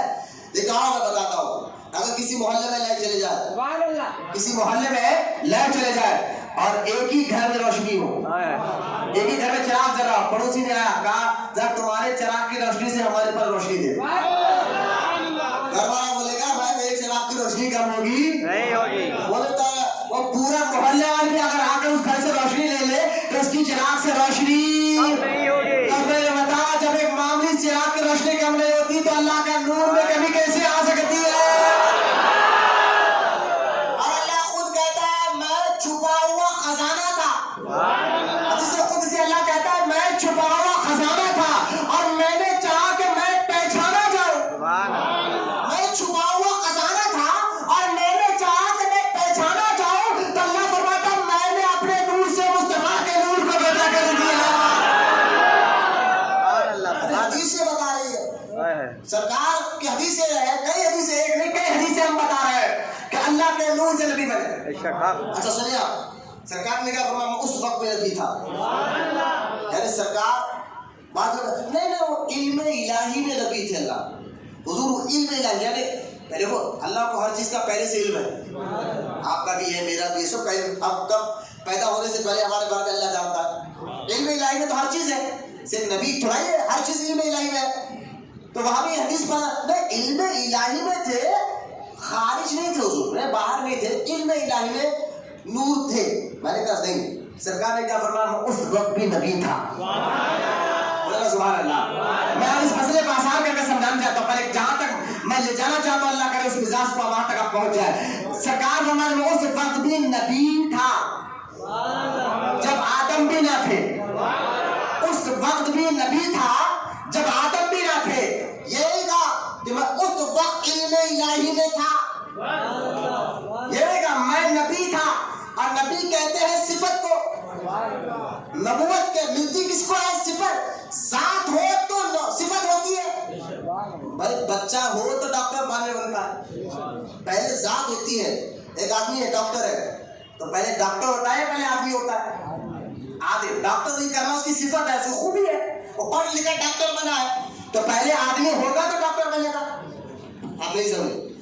پہلے انسان ہوگا تو اس کے اندر صفت آئے گی، پہلے ذات ہوگی تو اس کے اندر صفت آئے گی، ذات پہلے موجود ہونا ضروری ہے، آدمی ہوگا تو تبھی تو اس کے اندر جو ہے صفت آئے گی۔ سرکار کیا فرماتے ہیں؟ میں تھا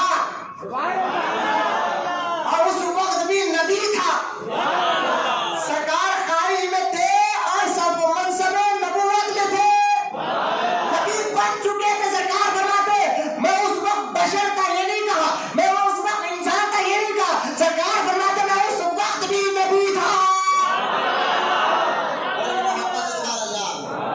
جب تھے آخر میں کیوں بھیجا؟ آخر میں کیوں بھیجا؟ میں نے کہا اس راز کو تم صحیح سمجھ سکتے، لیکن آپ میں سمجھاتا ہوں۔ غازی ملت علامہ ہاشمی میاں نے بہت پیاری مثال ذکر ہے، پاس بہت پیارے تھے۔ جب تھے بولے ہاں، سرکار فرماتے ہیں کچھ نہ تھا میں تھا، جب تھا تو رکھا تھا ہے نا، میں بیٹھا ہوں تو زمین پر کرسی ہے، کرسی پر میں ہوں، یہاں تو کوئی چیز ہوتی ہے تو رکھنے کی جگہ بھی ہوتی ہے نا۔ جب حضور تھے تو زمین نہیں تھی، آسمان نہیں تھا، سرکار فرماتے کچھ نہ تھا میں تھا، بولا محمد سبحان اللہ، کچھ نہ تھا میں تھا، نہ زمین تھی نہ آسمان تھا، نہ چاند تھے نہ سورج تھے، کچھ نہ تھا میں تھا۔ اگر کوئی مجھ سے کہا مولانا پھر نبی بنے کب تھے؟ نبی بنے کب تھے؟ میں نے کہا نبی اس وقت بنے جب تیرا کب بھی نہیں بنا تھا، کس وقت بنے؟ میں نے کہا اس وقت بنے جب وقت بھی نہیں بنا تھا، کس ٹائم بنے؟ میں نے کہا اس ٹائم بنے جب ٹائم بھی نہیں بنے تھا، کہا کس دن بنے؟ میں نے کہا اس دن بنے جب دن بھی نہیں بنا تھا، پھر تھا کیا؟ میں نے کہا تیری زبان پہ کیا بھی نہ تھا، نہ اب تھا نہ جب تھا نہ ادھر تھا نہ ادھر تھا، نہ زمین تھی نہ آسمان تھا نہ چاند تھا نہ سورج تھا نہ مشرق تھا نہ مغرب تھا نہ جنوب تھا نہ جنوب آفتاب تھا نہ تارے تھے نہ عرش تھا نہ فرش تھا نہ زمین تھی نہ آسمان تھے، کچھ نہ تھا، بنانے والا خدا تھا اور بننے والا مصطفیٰ تھا۔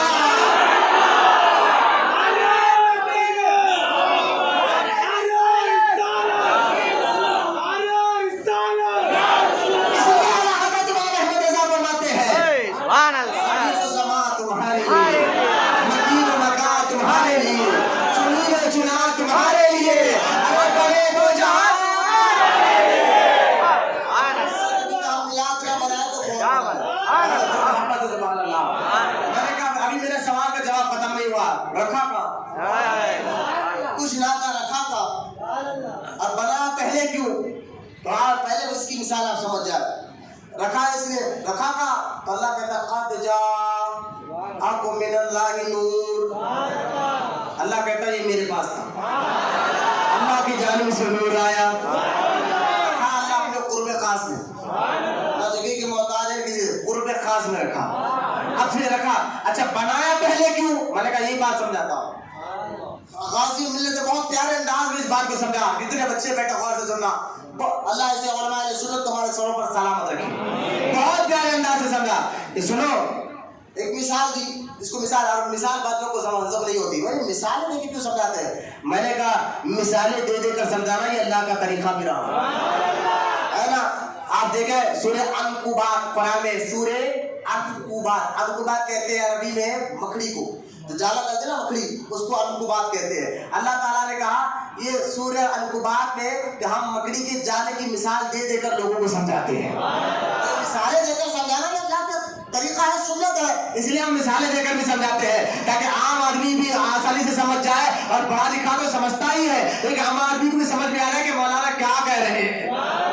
پہلے کیوں بنایا؟ میں نے کہا بتاتا ہوں، غازی ملت نے کہا کہ ایک آدمی، سنیے ہمارے پاس آم کے سیزن میں ایک آم ہوتا ہے لگڑا آم، ایک آدمی نے لگڑا آم کو کھایا، گٹلی لی، دروازے کی چوکھٹ پہ گاڑ دیا، اتفاق سے حج کا موسم تھا، وہ حج کے لیے چلے گیا، اس زمانے میں کشتیوں کا سفر ہوتا تھا، کشتی سے حج کے لیے گیا، اور گیا، جانے کے بعد حج کر کر واپس آیا، 6 مہینے لگتے تھے کشتی کے سفر کا، 6 مہینے لگے، واپس آیا، اچانک پیر پھسلا، کشتی سے ادھر ٹوٹ گیا، ہاسپٹل گیا، 3 महीने हॉस्पिटल में उसका पैर का इलाज हुआ। वापस जब आया तो जो 6 महीने पहले 9 महीने पहले जो आम का झाड़ गुड्डी गाड़ के गई थी, लंगड़ा आम था, लंगड़ा आम आपने सुना होगा, देखा भी होगा, तो लिहाजा लंगड़ा आम की गुड्डी वो झाड़ बन गया और लंगड़े आम के बड़े बड़े वो झाड़ के ऊपर जो है ना आम लटक रहे हैं। अब ये लंगड़ा बीबी बेचारे लंगड़े थे ना, वैसे ही होने का घर पर है। अब लंगड़े आदमी ने लंगड़े आम को देख लिया और उस आम में इतना रस नहीं था, उसके मुंह में इतना पानी हो गया। इसने बेटे को बुलाकर, बेटा ये वही आम है ना जिसको मैं खाकर गुठली दरवाजे के यार गाड़ कर गया था और इतना बड़ा हो गया, बड़े बड़े आम लग गए, सारा आम मैं खा जाऊंगा। बाप बेटे ने हाथ जोड़ के कहा, बाप इतने दिन के बाद है, सारे आम खा जाओ लेकिन एहसान नहीं जताना, एहसान समझो, एहसान नहीं जताना। तुम्हारा क्या खाए गाड़े चले गए, अगर मैं इसकी निगरानी ना करता, अगर मैं इसकी निगरानी नहीं करता, आप गए बैल इसको चढ़ गए होते, खा गए होते, मैं इस झाड़ पर मेरा एहसान है, मैं निगरानी का मेरा एहसान है। इतने में जो है ना नीचे से हवा आई, आकर बोले हवा कि तू खामोश बैठ, बच्चे को बोली एहसान मेरा है, झाड़ पर एहसान मेरा है। बोले क्यों? तो अगर हम ना होते तो खिजा कहाँ मिलती? जो बच्चे साइंस पढ़ते उनको मालूम है, हवाओं से शबनम से भी झाड़ को खिजा मिलती है। हवा कहने लगी ये झाड़ पर एहसान मेरा है, सूरज कहने लगा खामोश रहो, हमारी तपन इसको ना मिलती तो ये ताकतवर कैसे होता। सूरज कहने लगा ये झाड़ पर एहसान मेरा है। इतने में जमीन नीचे से पुकार के गई, खामोश, एहसान मेरा है। जमीन बोली एहसान मेरा है। क्यों? क्योंकि अगर हम इसके जड़ों को जमीन में फैलाए नहीं होते तो इतना बड़ा कैसा होता। जमीन बोलने लगी एहसान मेरा है। इतने में पानी बोला खामोश रहो, मेरा एहसान है, एहसान मेरा है। अब जब इस पानी ने कहा हमने अगर उसको पहुंचाया नहीं होता तो ये बड़ा कैसे होता। इतने में पेड़ हिला, हिलकर बोला या अल्लाह उखाड़ कर फेंक दे, इतने एहसानों में ना दबा, उखाड़ कर फेंक दे, इतने एहसानों में ना दबा।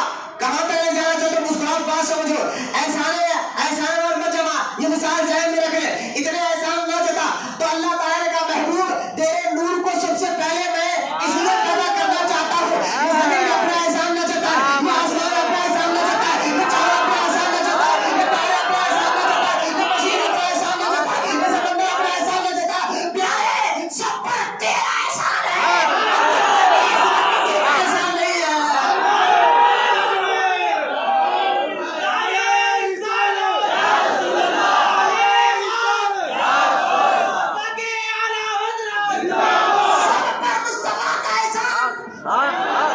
मुस्तफा के सिवाय अल्लाह का किसी का एहसान नहीं है। सिवाय अब ये बात आपने क्या कर दी, भले का यही बात तो दलाइल नबुव्वा में ये बात की हुई है।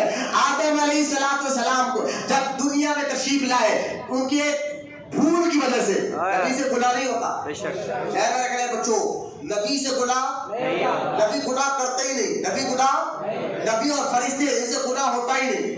ज़हन में रखना है बात को, नबी और फरिश्ते इनसे गुनाह होता ही नहीं है, नबी मासूम होते हैं। आदम अलैहिस्सलाम जो जन्नत में जो काम किया वो गुनाह नहीं था, भूल थी, और भूल थी, और वो भूल हुई तभी तो हमें हुजूर मिले। अरे बोलो सुभान अल्लाह। आदम को आसमान से उतारने का एक बहाना था। सुभान अल्लाह, क्या बात है, सुभान अल्लाह। अजीज मियां जो कवाल है ना, अल्लाह ऐसे आज के कवाल ऐसे शराबत पी के फिल्म दिलाया, मैं उन लोगों की बातें कर रहा हूँ। ये अजीज मियां जामिया अज़हरी मिस्र से पढ़े हुए पढ़ा लिखा कवाल था और अशार भी दमदार होते थे। वो कहते थे आदम को आसमान से उतारने का तो एक बहाना था, आदम को अलैहिस्सलाम आसमान से उतारने का तो एक बहाना था, असल उसको मुस्तफा की महफिल से जाना था।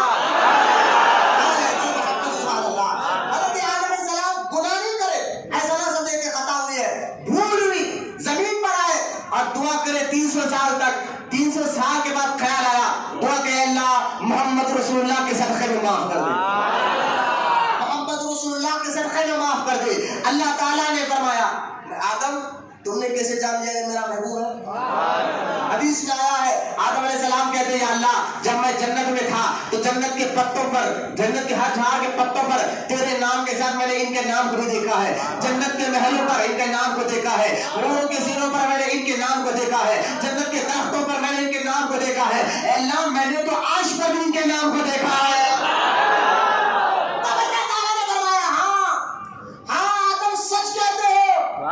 یہ ساری کائنات لفظ حدیث میں اللہ تعالیٰ نے بتایا آدم سچ کہتے ہو، اگر ان کو پیدا کرنا میرا مقصد نہ ہوتا تو میں کائنات کو ہی پیدا نہیں کرتا۔ محمد سبحان اللہ، یہ کوئی مفتی کا فتویٰ نہیں بتا رہا ہوں، حدیث بتا رہا ہوں، پیار سے بولے سبحان اللہ۔ ان کو پیدا کرنا مقصد نہیں ہوتا، اللہ فرماتا ہے ساری کائنات کو بتاتا ہی نہیں، ساری کائنات کو پیدا، ساری کائنات کو پیدا نہیں کرتا، انہی کے خاطر میں نے ساری کائنات کو پیدا کیا ہے۔ اس لیے یہ حدیث سننے کے بعد اعلیٰ حضرت امام احمد رضا خان جھوم کر کہتے ہیں کہ یا رسول اللہ، زمین و زمان تمہارے لیے، مکین و مکان تمہارے لیے، چنی و چنا تمہارے لیے، بنے دو جہاں تمہارے لیے، ارے ہم آئے یہاں تمہارے لیے، اٹھے بھی وہاں تمہارے لیے، بدن میں ہے جہاں تمہارے لیے، اور منہ میں زبان تیرا کھاوا، تیرے گیت گاوا یا رسول اللہ۔ آقا کا نام کھائے، ان کے نام کا صدقہ کھائے، سرکار خود فرماتے ہیں واللہ یؤتی انا خاسنا، اللہ دینے والا ہے میں بانٹنے والا ہوں، اللہ دینے والا ہے میں بانٹنے والا ہوں۔ اللہ حضرت فرماتے ہیں رب ہے موتی، یہ ہے قاسم۔ موتی ہو تو آپ بڑے موتی کی طرف جائیں گے، موتی کا معنی ہے دینے والا، بولے محبت سبحان اللہ۔ موتی کا معنی عربی میں دینے والے کو کہتے ہیں، دینے والے کو، اور قاسم بانٹنے والے کو کہتے ہیں۔ اعلیٰ حضرت فرماتے ہیں رب ہے موتی، یہ ہے قاسم، رزق اس کا ہے، کھلاتے یہ ہے، ٹھنڈا ٹھنڈا میٹھا میٹھا پیتے ہم ہیں، پلاتے یہ ہے، انا اعطیناک الکوثر، ساری کثرت باتیں یہ ہے، ارے ہم اپنی خود بگاڑے کون بنائے، بناتے یہ ہے۔ محمد سبحان اللہ، ساری کائنات حضور کے صدقے میں حدیث میں نے آپ کو بتا دوں، سب سے پہلے اللہ نے اپنے نور سے حضور کے نور کو پیدا فرمایا، حضور اللہ کے نور ہے۔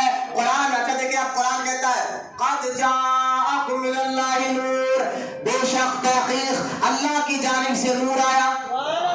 اب یہاں ایک بات سمجھے، یہاں ایک بات سمجھیے آپ، اللہ آپ کو سمجھنے کی توفیق دے، کیا کہ اللہ نے نور آیا، آتا کون ہے، پہلے کہیں ہوتا ہے، سبحان اللہ بولے نا، آتا وہی ہے جو پہلے کہیں ہوتا ہے۔ اگر میں کہوں فلاں مولانا صاحب حافظ صاحب آئے، اس کا مطلب یہ تھوڑا ہی کہ ابھی پیدا ہوئے ابھی بڑے ہو کر آئے، پہلے گھر میں تھے اب آئے، ہے نا، پہلے کہیں تھے تبھی تو آئے۔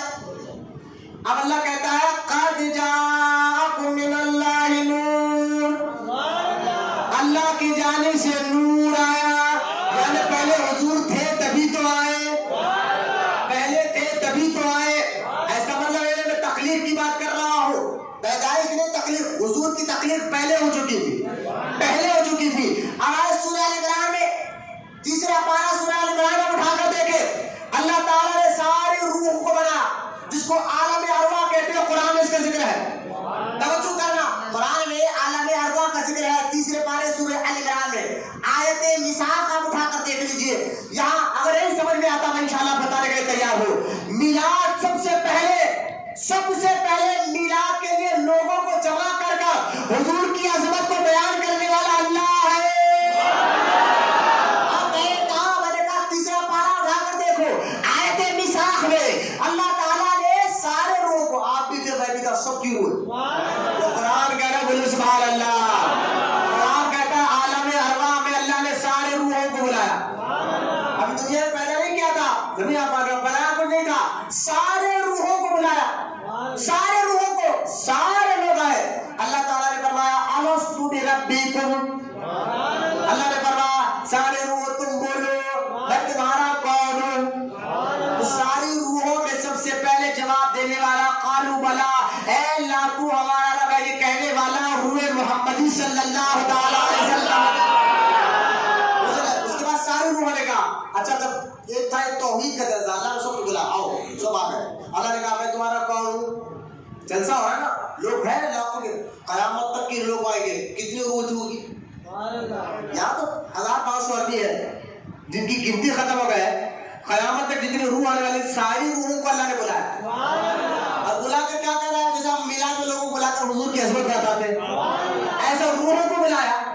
بلا کے کہا میں تمہارا کون ہوں؟ تو سب نے کہا قالوا بلا، اے اللہ تو ہمارا رب ہے. تو توحید والا جلسہ تھا.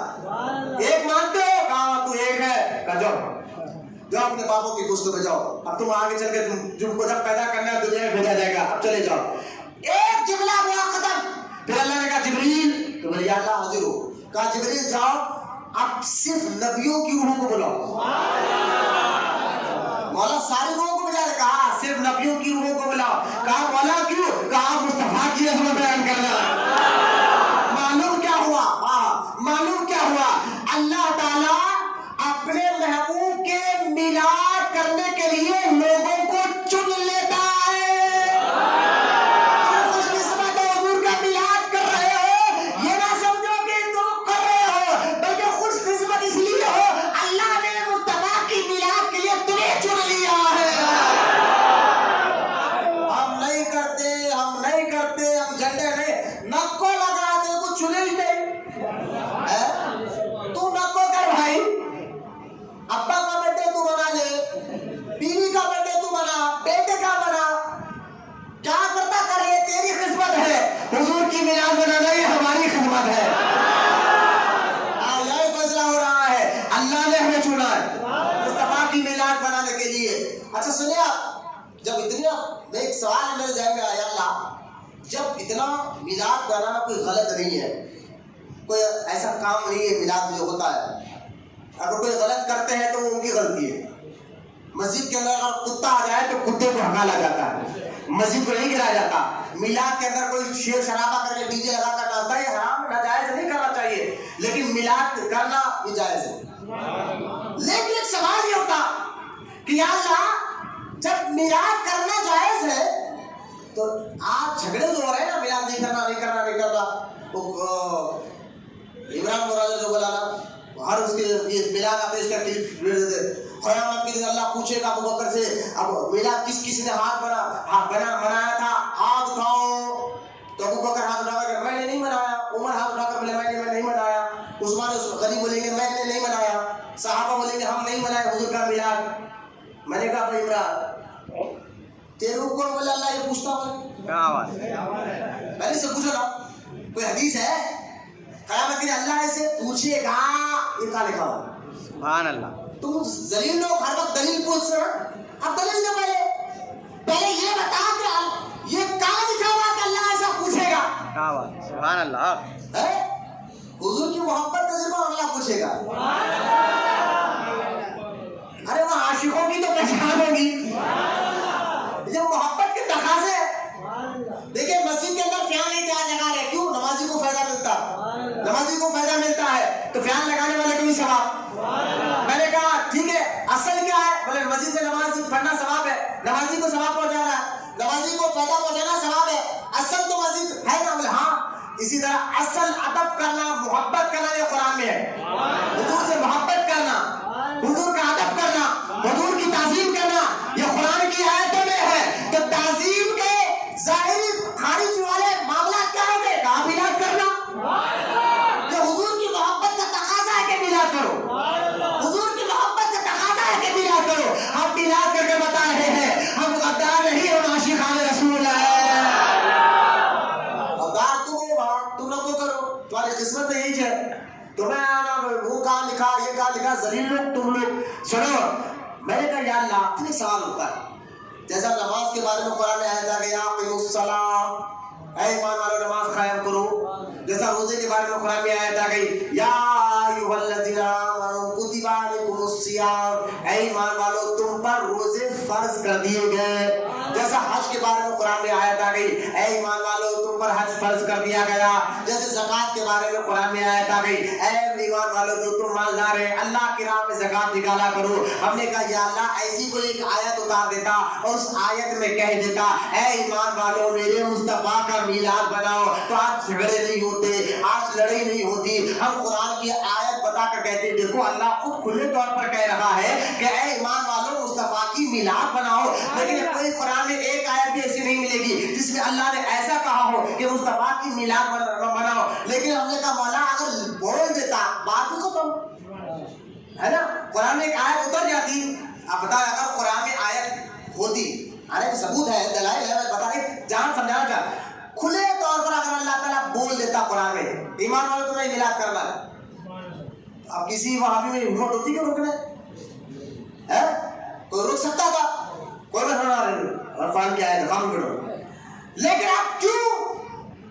تو اللہ تعالیٰ چاہتا ہے میرے بندو جواب دو. میں نے آیت اس لیے نہیں بھیجی, اصل میرے مصطفیٰ کی میلاد کا معاملہ ہے. اگر میں آیت اتار دیتا, اگر میں قرآن میں آیت بھیج دیتا تو کوئی مجبور ہو کر میلاد کرتے اور کوئی محبت میں ڈوب کر میلاد کرتے. اور اللہ نہیں چاہتا کہ میرے مصطفیٰ کا میلاد مجبور ہو کر کرے, مجبور ہو کر کرے. میں یہ نہیں چاہتا, میں چاہتا ہوں میلاد کا آیت ہی مت روکو. اب دیکھو تو صحیح میرے مصطفیٰ سے تم کتنا عشق کرتے ہو. جو عاشق ہوگا وہی میلاد کرے گا, جو محبوب ہو مگر میرے مصطفیٰ سے محبت کرے گا وہی میلاد کرے گا. اس لیے میں نے آیت ہی نہیں اتاری. میں نے کہا میلاد کر کر ہم بتا رہے ہیں عاشق ہے الحمدللہ. بولے محبت سے سبحان اللہ, اور محبت سے بولے سبحان اللہ. اللہ فرماتا ہے قد جاءکم من اللہ نور, اللہ کی جانب سے نور آیا. بولے محبت سے سبحان اللہ, اور محبت سے بولے سبحان اللہ. اچھا جب یہ نور آیا تو پہلے تھا تبھی تو آیا, پہلے حضور تھے تبھی تو آئے. اب آئے آیا. اچھا یہاں پر ایک اعتراض کا جواب, سوال اعتراض کرنے والے ہمارے حضور کی شان میں وقت ختم ہو رہا ہے, بالکل تھوڑا توجہ کرے. بیٹھے آپ ماشاءاللہ, گرمی شاید ہو رہی ہوگی, پہلے کا گنبد خضرا سے ٹھنڈی ہوائیں آ رہی ہیں انشاءاللہ. میلاد النبی کا دل ہے, حضور کا صدقہ. اللہ حضور کے صدقے میں ہمارے گھروں کی نحوست کو ختم فرما دے, حضور کی میلاد کے صدقے میں ہماری پریشانیوں کو ختم فرما دے. جتنے بوڑھے بچے اور جوان بیٹھے ہیں مولا ان کو عاشق رسول بنا اور ان کی نسلوں میں قیامت تک عاشق رسولوں کو بنا. بیٹھے میلاد کے ساتھ آپ توجہ سے سننا, میں 10 منٹ انشاءاللہ اور آپ کے سامنے ہوں, توجہ کریں. اللہ نے اس آیت میں 2 سوال کا جواب دیا. سبحان اللہ. پہلا سوال, مکے میں حضور کو لوگ کہتے تھے یہ اللہ کے نبی نہیں ہے, جیسے کہ مجاہد کہتا تھا, ابو لہب کہتا تھا, عتبہ اور شیبہ کہتا تھا, تو لہٰذا یہ کہتے تھے نہیں اللہ کے رسول نہیں ہے. تو اللہ تعالیٰ نے کو کہا آگے چلو, قد جاءکم من اللہ, یہ اللہ کی جانب سے ہے, اللہ کے رسول ہے, محبت سے سبحان اللہ. تو لہٰذا ایک تو کافروں کو اس آیت میں جواب دے دیا. 2 سوال تھے, ایک ہی آیت میں اللہ نے جواب دیا. ایک تو کافروں کا نہیں, یہ اللہ کی جانب سے آیا رسول ہے. اور دوسرا اعتراض ان لوگ کا تھا جو آج تک وہابیوں کے اندر ہے, بولے نہیں اللہ کے رسول ہے, مانتے نہیں نبی ہے, ہم بھی محبت کرتے. میں جب عمرے کو گیا تھا مدینہ منورہ میں, حضور کے خدموں میں بیٹھا تھا الحمدللہ. بابو سلام نے حضور کو سلام کر کے باہر نکلو تو حضور کے 35 مبارک ختم مبارک وہاں ہم بیٹھے تھے. میں خود بھی الحمدللہ وہاں بیٹھ رہا تھا, تو وہ جو مسفر بہاری جو لال رومال والا پھرتے رہتا تھا, ایک آدمی کو پکڑ کے, وہ بیچارہ پاکستانی تھا, وہ عشق میں بولا یار یہ رسول ہے, میں رسول کو سلام کرنے آیا ہوں زندہ. اور وہ اچھا میں بھی عاشق ہوں بھائی. برا چہرے پہ راٹ, اس کا چہرہ گندا, میں بھی عاشق ہوں, چلو رسول کہاں ہے بتاؤ. میں نے کہا بات دل میں میرا کیا بولیں گے, حکومت ان کی سب چیز ہوگی, اپنی جتنی طاقت اتنی بات پھیلاؤ. میں نے کہا دیکھو بھائی ہمت ہو تو حضور نظر آتے ہیں. سبحان اللہ. فرشتے ہیں نا, فرشتوں کو کوئی انکار کرے گا؟ قرآن سے حدیث سے ثابت ہے فرشتے ہیں. کوئی کرامت کا دی بنیا بیٹھے ہوئے نا, نہ کہہ رہے گے ہے, کبھی دیکھا آپ نے؟ لیکن ہے, تو اس کا مطلب نہیں دیکھیں گے تو ہم نہیں مانیں گے, ماننا پڑے گا. بن دیکھے ایمان لانا ہے. تو اللہ قرآن میں کہتا ہے ذالک الکتاب لا ریب فیہ ھدی للمتقین, اے محبوب یہ وہ کتاب ہے جس میں کسی کو شک نہیں, یا اس کتاب سے متقین لوگ ہی فیض اٹھاتے ہیں, کیونکہ ان کا عقیدہ وہ بن دیکھے اللہ کو دیکھا نہیں کہ مانتے ہیں, فرشتوں کو دیکھا نہیں لیکن مانتے ہیں, جنت کو دیکھا نہیں لیکن مانتے ہیں,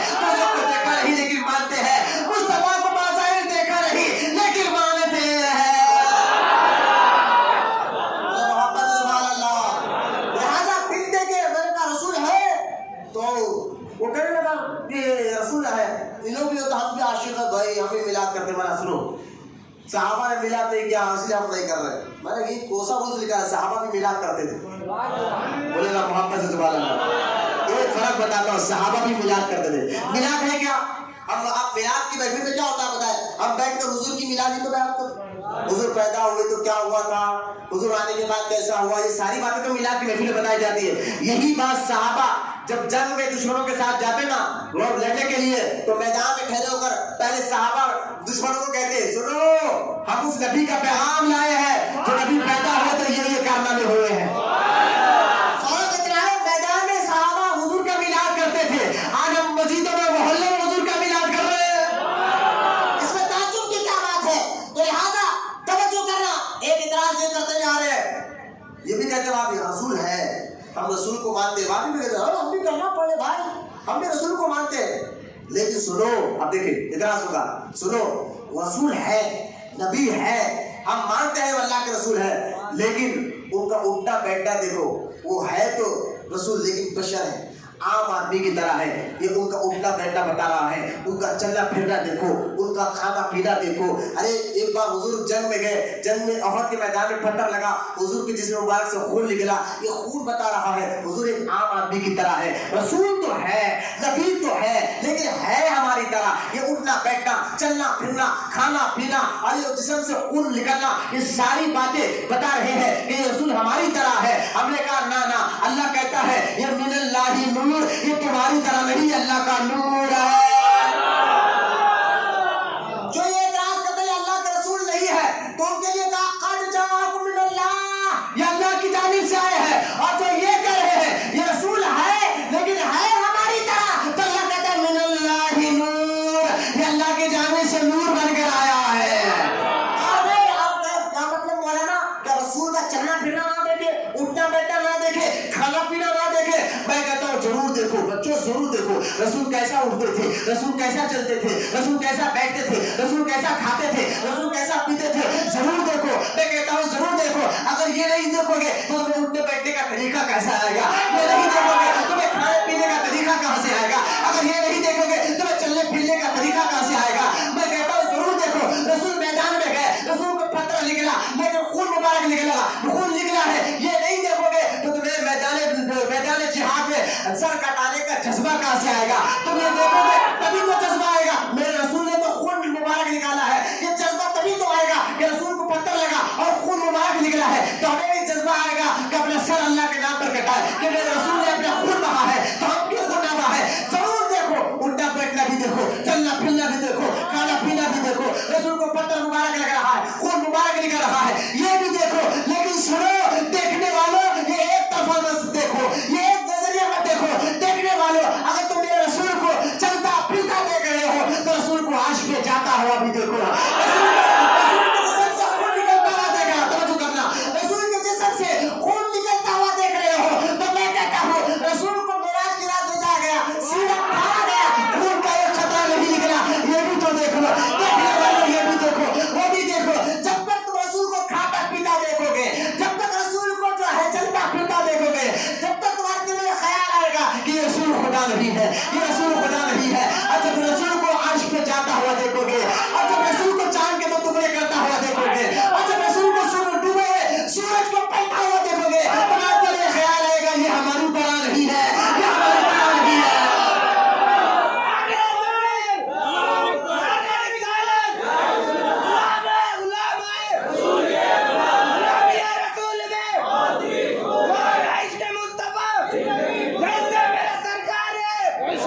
रसूल को चलता फिरता देखो तो खुदा वहां समझोगे, चांद के दो टुकड़े करता हुआ देखो, अर्श पे जाता हुआ देखो तो अपनी तरह ना समझोगे। ये मिलाद हम बयान करते हैं, एक मिलाद तुम बयान करते हो सीरत के जलसे रखकर। लोग कहते हैं लोगों रसूल ने भूखे पेट पत्थर बांधे हैं, क्यों किया है? रसूल कहीं भूखे रहा करते थे, और तुम्हारी सीरत ये मैंने कही सीरत नबी की खूबी को बयान करो, नबी की अजमत का प्यार करोगे, ये आवाम को बताओगे कैसे कि जैसे मेरे सरकार है ऐसा ऐसा ऐसा। बस अगर हम क्या कहना चाहते बोले ना खुदा बोल दे, मैंने कहा ना ना खुदा, हम तो हमारा अकीदा ही है کہ نبی نہ خدا ہے، نہ خدا کے بیٹے ہیں، نہ خدا کے برابر ہے، اور نہ خدا کے جدا ہے، اور نہ ہماری طرح ہے۔ نبی نہ خدا ہے نہ ہماری طرح ہے، پھر ہے کیا؟ میں نے کہا بریلی کے احمد رضا سے پوچھو۔ اللہ کے ولی نے کہا سرور کہو کہ مالک و مولا کہو تجھے، باقی خلیل کا گلے زیبا کہو تجھے، لیکن رضا نے ختم سکون اس پہ کر دیا، ارے خالق کا بندار خلق کا آقا کہو تجھے۔ محبت سے سبحان اللہ، اور محبت سے بولے سبحان اللہ۔ یہ میرا آقا علیہ الصلوۃ والسلام کے دیوانوں، حضور اللہ کے نور ہے۔ یہی بات آپ بتا رہے سرکار فرماتے ہیں حضور پھر یہ نور کہاں گیا؟ کہا آدم کی پشت پہ ڈالا۔ جب آدم پیدا ہوئے تو آدم علیہ السلام کی پشت پہ نور کو رکھا گیا، بولے محبت سے سبحان اللہ۔ جب پشت میں نور رکھا، سارے فرشتے، حدیثوں سے بات بتا رہا ہوں، پھر نور پیدا ہوا اور اسی نور سے ساری کائنات بنی ہے۔ حدیث بڑی طویل ہے، اسی نور سے ساری کائنات بنی ہے۔ حضور کی آدم علیہ السلام کی پشت پر نور کو رکھا گیا تو سارے فرشتے آدم علیہ السلام کی پیٹھ کے پیچھے جا کر ادب سے کھڑنے لگے۔ محبت سے سبحان اللہ، ادب کے ساتھ کھڑنے لگے۔ آدم علیہ السلام نے کہا یا اللہ یہ فرشتے میرے پیٹھ پیچھے جا کے کیا کر رہے ہیں؟ کہا ہم نے اپنے محبوب کے نور کو تیری پشت میں رکھا ہے۔ کہا اللہ اور مجھے بھی ان کا دیدار کرا، میں بھی ان کو دیکھنا چاہتا ہوں۔ اللہ تعالیٰ نے کہا آدم اپنے دونوں انگوٹھے لو، دونوں انگوٹھوں کو سامنے لیا، کہا ان انگوٹھوں پر اللہ تعالیٰ نے حضور کے نور کو ظاہر کیا۔ محبت سے سبحان اللہ، حضور کے نور کو ظاہر کیا۔ تو آدم علیہ السلام نے حضور کے نور کو دیکھا تو چوم کر آنکھوں سے لگایا۔ تو اگر کوئی پوچھے حضور کا نام سن کر تم ہاتھوں کو لگا کر آنکھوں کو کیوں لگاتے ہو، تو کہنا یہ ہمارے باپ آدم علیہ السلام کی سنت ہے۔ محبت سے سبحان اللہ، یہ نور کو جو ہے نا چوما آنکھوں سے لگایا، پھر اللہ تعالیٰ نے پیشانی میں نور مبارک کو رکھا۔ محبت سے سبحان اللہ، اور محبت سے بولو سبحان اللہ۔ اور اسی نور کو جب پیشانی میں رکھا، اللہ تعالیٰ کا فرشتوں سجدہ کرو، اب سجدہ کرو۔ سارے تفسیر میں آیا ہے جو آدم علیہ السلام کو اللہ نے سجدے کا حکم دیا تھا وہ عبادت والا سجدہ نہیں، تعظیم والا سجدہ تھا۔ عبادت والا سجدہ تو صرف اللہ کو کرتے ہیں، یہ تعظیم والا سجدہ تھا۔ تو سارے سجدے میں گئے، ایک اکڑا، آج بھی کوڑا آتا ہے نا اسی کی جماعت کے اکڑا، اکڑ کے بولا اے اللہ تیرے کو بولو جتنے بولے سجدے کرتا ہوں، آدم کو نہیں کرتا ہوں علیہ الصلوۃ والسلام۔ اللہ بولا یہ میرا حکم ہے، بولے نہیں مانتا۔ اللہ بولا اللہ رضی ہے تو، کیونکہ یہ بات دیکھیں آپ اگر کوئی ایک سجدہ نہ کرے، توجہ کر لیں اللہ کرے کس کو سمجھ میں آیا بچوں کو، کئی بچے نماز نہیں پڑھتے تو لعنتی تھوڑی ہو جاتے ہیں۔ اللہ ان سب کو نمازی بنائے، صحیح سنی شاید عاشق رسول کی امام کے پیچھے ہی نماز پڑھے بنائے۔ عمل میں خرابی ہو تو اللہ معاف کر سکتا ہے، سبحان اللہ، سبحان اللہ، صدقہ معاف کر سکتا ہے۔ عقیدے میں خرابی ہو تو معاف نہیں کرتا۔ شیطان یہ نہ سمجھو کہ شیطان نے سجدہ نہیں کیا، سجدہ تو وہ ہزاروں لاکھوں کئی بار کر چکا اللہ تعالیٰ کو، لیکن یہ سجدے کی غلطی نہیں تھی، اس کا عقیدہ گندا ہو چکا تھا۔ شیطان کا نظریہ سوچ گندی ہو چکی تھی، سوچ جیسے وہابیوں کی سوچ گندی ہے نا، ان کی عبادتوں کو مت دیکھو، ان کے تقوی کو مت دیکھو، ان کی سوچ گندی ہو چکی ہے، اس لیے وہ لعنتی ہے وہابی۔ جیسا ابلیس کی عبادت تو 6 کروڑ برس اللہ کی عبادت اس نے کی ہے، لیکن عبادت غیب بانی میں کیوں؟ سوچ گندی ہو گئی تھی، نظریہ گندا ہو گیا تھا۔ بولے مولانا وہ کیا ہوا تھا؟ ابلیس بولا آدم علیہ السلام سے اچھا میں ہوں، یہ تو بشر ہے، ان سے اچھا میں ہوں، تو نبی کو سب سے پہلے اپنی طرح کہنا، اپنی طرح سمجھنا اور اپنی طرح ایک عام بشر سمجھنا، یہ خیال پیدا کرانے والا ابلیس تھا۔ آج جن کے وہابی ہے یہ نظام دینے والے ابلیس، تو اس خیال کی وجہ سے وہ لعنتی ہوا ہے، سجدے کی وجہ سے نہیں، اسی خیال کی وجہ سے لعنتی ہوا ہے۔ اور جنہوں نے آدم علیہ السلام کی پیشانی میں نور مصطفیٰ کو دیکھا، اور جس نے انکار کیا تو لعنتی بنا، اور جس نے دیکھ کر پہلے سجدے میں گیا وہ جبریل سارے فرشتوں کا سردار بنا۔ بولے محبت سے سبحان اللہ، جبریل علیہ السلام سارے فرشتوں کے سردار بنے۔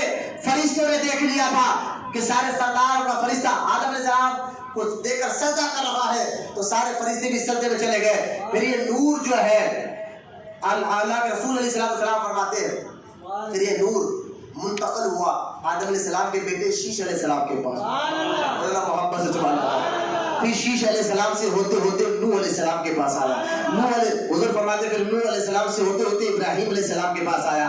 اب معلوم ہوا ابراہیم علیہ السلام کو آگ میں ڈالا گیا تو ابراہیم علیہ السلام کو آگ نے کیوں نہیں جلایا؟ اس لیے نہیں جلایا ان کے پیشانی میں نور مصطفیٰ جلوا کر رکھا. اللہ محبت سے سبحان اللہ. نور ہوتے ہوتے اسماعیل علیہ السلام کی پشت مبارک میں آیا. اب سمجھ میں آیا اسماعیل علیہ السلام کو چھری نے کیوں نہیں کاٹا؟ کیونکہ ان کے پیشانے میں نور مصطفیٰ جلوا سے کرنا تھا. سرکار فرماتے اس طرح پاک لوگوں کی پشتوں سے ہوتے ہوتے ہوتے ہوتے اپنے دادا کی پیشانی میں آیا. میرے محبت سے سبحان اللہ. حضور کے دادا سیدنا عبد المطلب, میرے محبت سے سبحان اللہ. سیدنا عبد المطلب حضور کے سگے دادا ہے. سیدنا عبد المطلب رضی اللہ تعالیٰ عنہ, اللہ ان سے راضی ہو جائے. کیا حضرت حضور کے صلی اللہ تعالیٰ علیہ وسلم کے دادا محترم عبد المطلب کہتے ہیں میں, اچھا ان کا بھی عقیدہ دیکھیا حضور اللہ کے نور ہے. ایک تو سرکار خود فرماتے ہیں کہ آدم سے لے کر میرے والد عبداللہ تک میں پاک لوگوں کی پشتوں میں آیا. یعنی میرے, اب دیکھیں آپ, اس لیے میں کہتا ہوں حضور کے والدین, کوئی اٹھ رہا ہے جا رہا ہے, دیکھیں ادھر دیکھیں آپ, حضور کے ماں باپ جو ہے نا, حضور کے ماں باپ بھی حضور کا ایک بہت بڑا معجزہ. آپ کہیں کیسے؟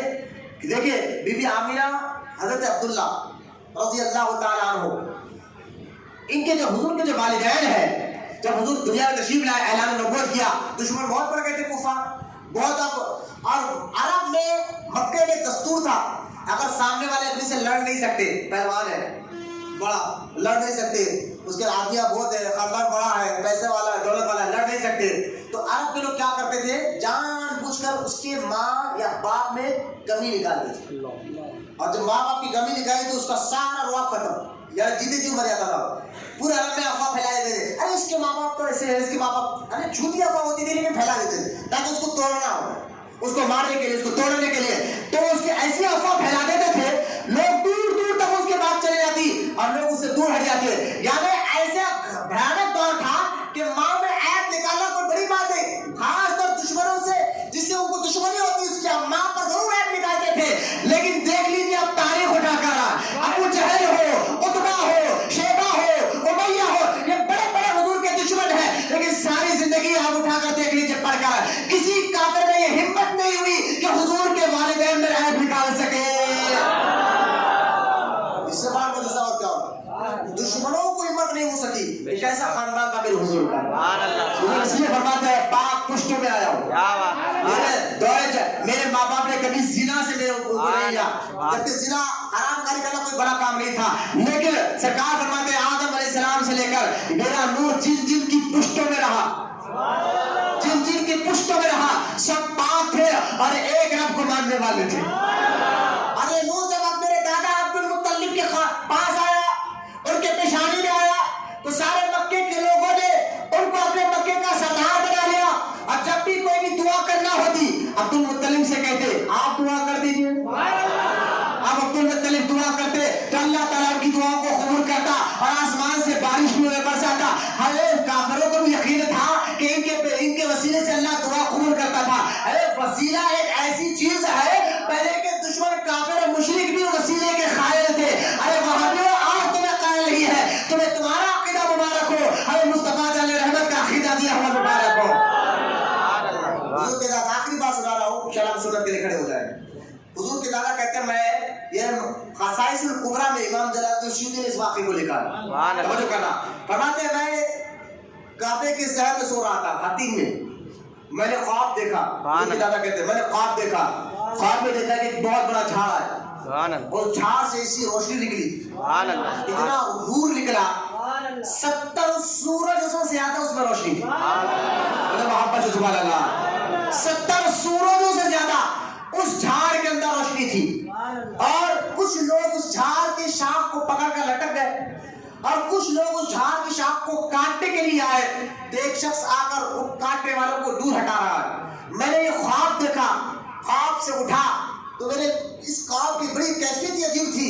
تو میں مکے کے کاہینہ عورت کے پاس گیا, اور وہ عورت اتنی زبردست काहिना थी, बड़ी जबरदस्त जादूगर थी। जो भी उसको देखता तो उसको सलाम करते, जब उसका हाथ चूम कर बैठा करते थे। अब्दुल मुत्तलिब कहते हैं ना मैं इसको सलाम किया, या जो उस दौर का तरीका था, ना मैं उसका अदब किया, बिल्कुल रुआब के साथ उसके सामने बैठा और बैठकर मैंने अपना ख्वाब उसके सामने बयान किया। और जब उसने मेरा ख्वाब सुना तो काहिना औरत कहने लगी, ऐ सरदार मक्का, अगर ये ख्वाब आपने देखा है तो मुबारक हो, तुम्हारी औलाद में जो आखिरी नबी जिसका जिक्र पहली किताबों में है, वो नबी तुम्हारी औलाद में पैदा होने वाला है। इस बारे में बताना चाहता हूँ, हुजूर के दादा अब्दुल मुत्तलिब भी कहते हैं मैंने हुजूर को ख्वाब में नूर की शक्ल में देखा। नूर वाले आका की आमद, नूर वाले आका की आमद, दोनों हाथ उठाकर सब जगह बोले सरकार की आमद, सरदार की आमद, मक्की की आमद, बदरी की आमद, बदरी की आमद, सरदार की आमद, सरकार की आमद, सरकार की आमद, सरकार की आमद, नूर वाले आका की आमद। सुभान अल्लाह। याद रखिए, जो हुजूर का नहीं वो हमारा नहीं। गुस्ताख नबी की एक सदा ज़हन में रख ले, हुजूर अल्लाह के नूर से बने, कुरान हदीस से कई सबूत मौजूद है। ये नूर हुजूर के दादा की पेशानी में आया, फिर वहां से दुनिया में कैसे आया, अगर अल्लाह जिंदगी रखा आने वाले जुमा में मैं जरूर बताऊंगा। और आपको शौक होना भी चाहिए हुजूर की अजमत का जिक्र सुने।